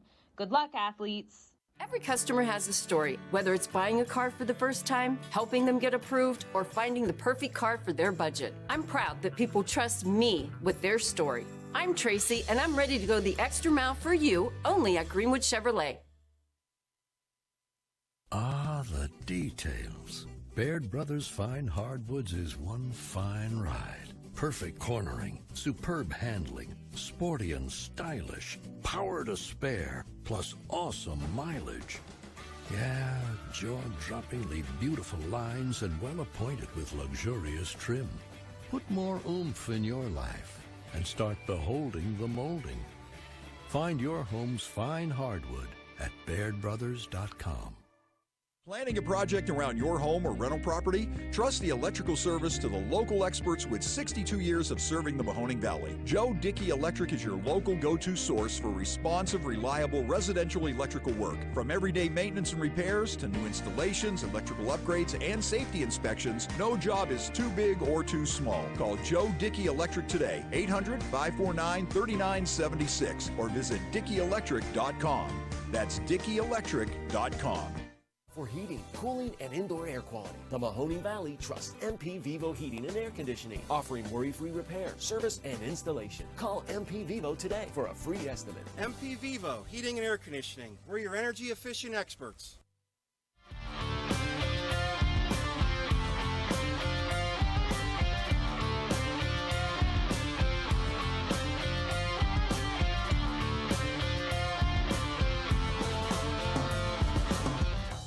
If you're looking for a new Ford vehicle, why shop anywhere else but Tri-State Ford? Choose from our great selection of new Ford models. Plus, we've got you covered with our exclusive Tri-State Ford Advantage. It includes a 10-year, 200,000-mile warranty with your new Ford. Come see why so many customers from the Tri-State area buy their new Ford at Tri-State Ford. Customer focus, community driven. Tri-State Ford East Liverpool or visit tristateford.net.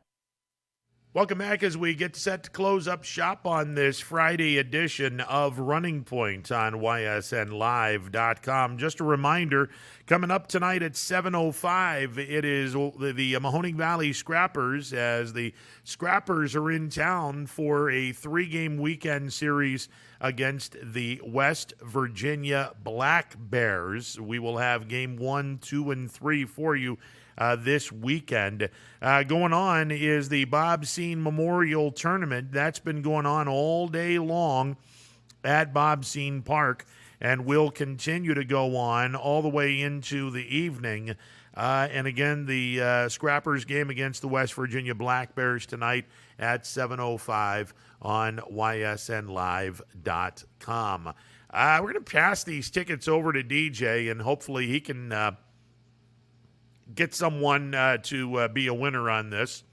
Again, if you're interested in going to tonight's game, you got 4 tickets to tonight's Scrappers game, complimentary upper box tickets. You can also upgrade to lower box for $1 or premium box for $3, but these tickets are complimentary upper box tickets to tonight's game between the Scrappers and the West Virginia Black Bears, and they are open to the first person that wants them. Shoot us a call on the MP Vivo Heating and Air Conditioning hotline, 330-886-0813. All right, I'm out of here. We'll talk on Monday. Have a great weekend. Hopefully see you at the ballpark tonight at 7:05. Scrappers taking on the West Virginia Black Bears, and Anthony and I will be here on Monday from noon to 3 for the Monday edition of Running Point. Have a great weekend.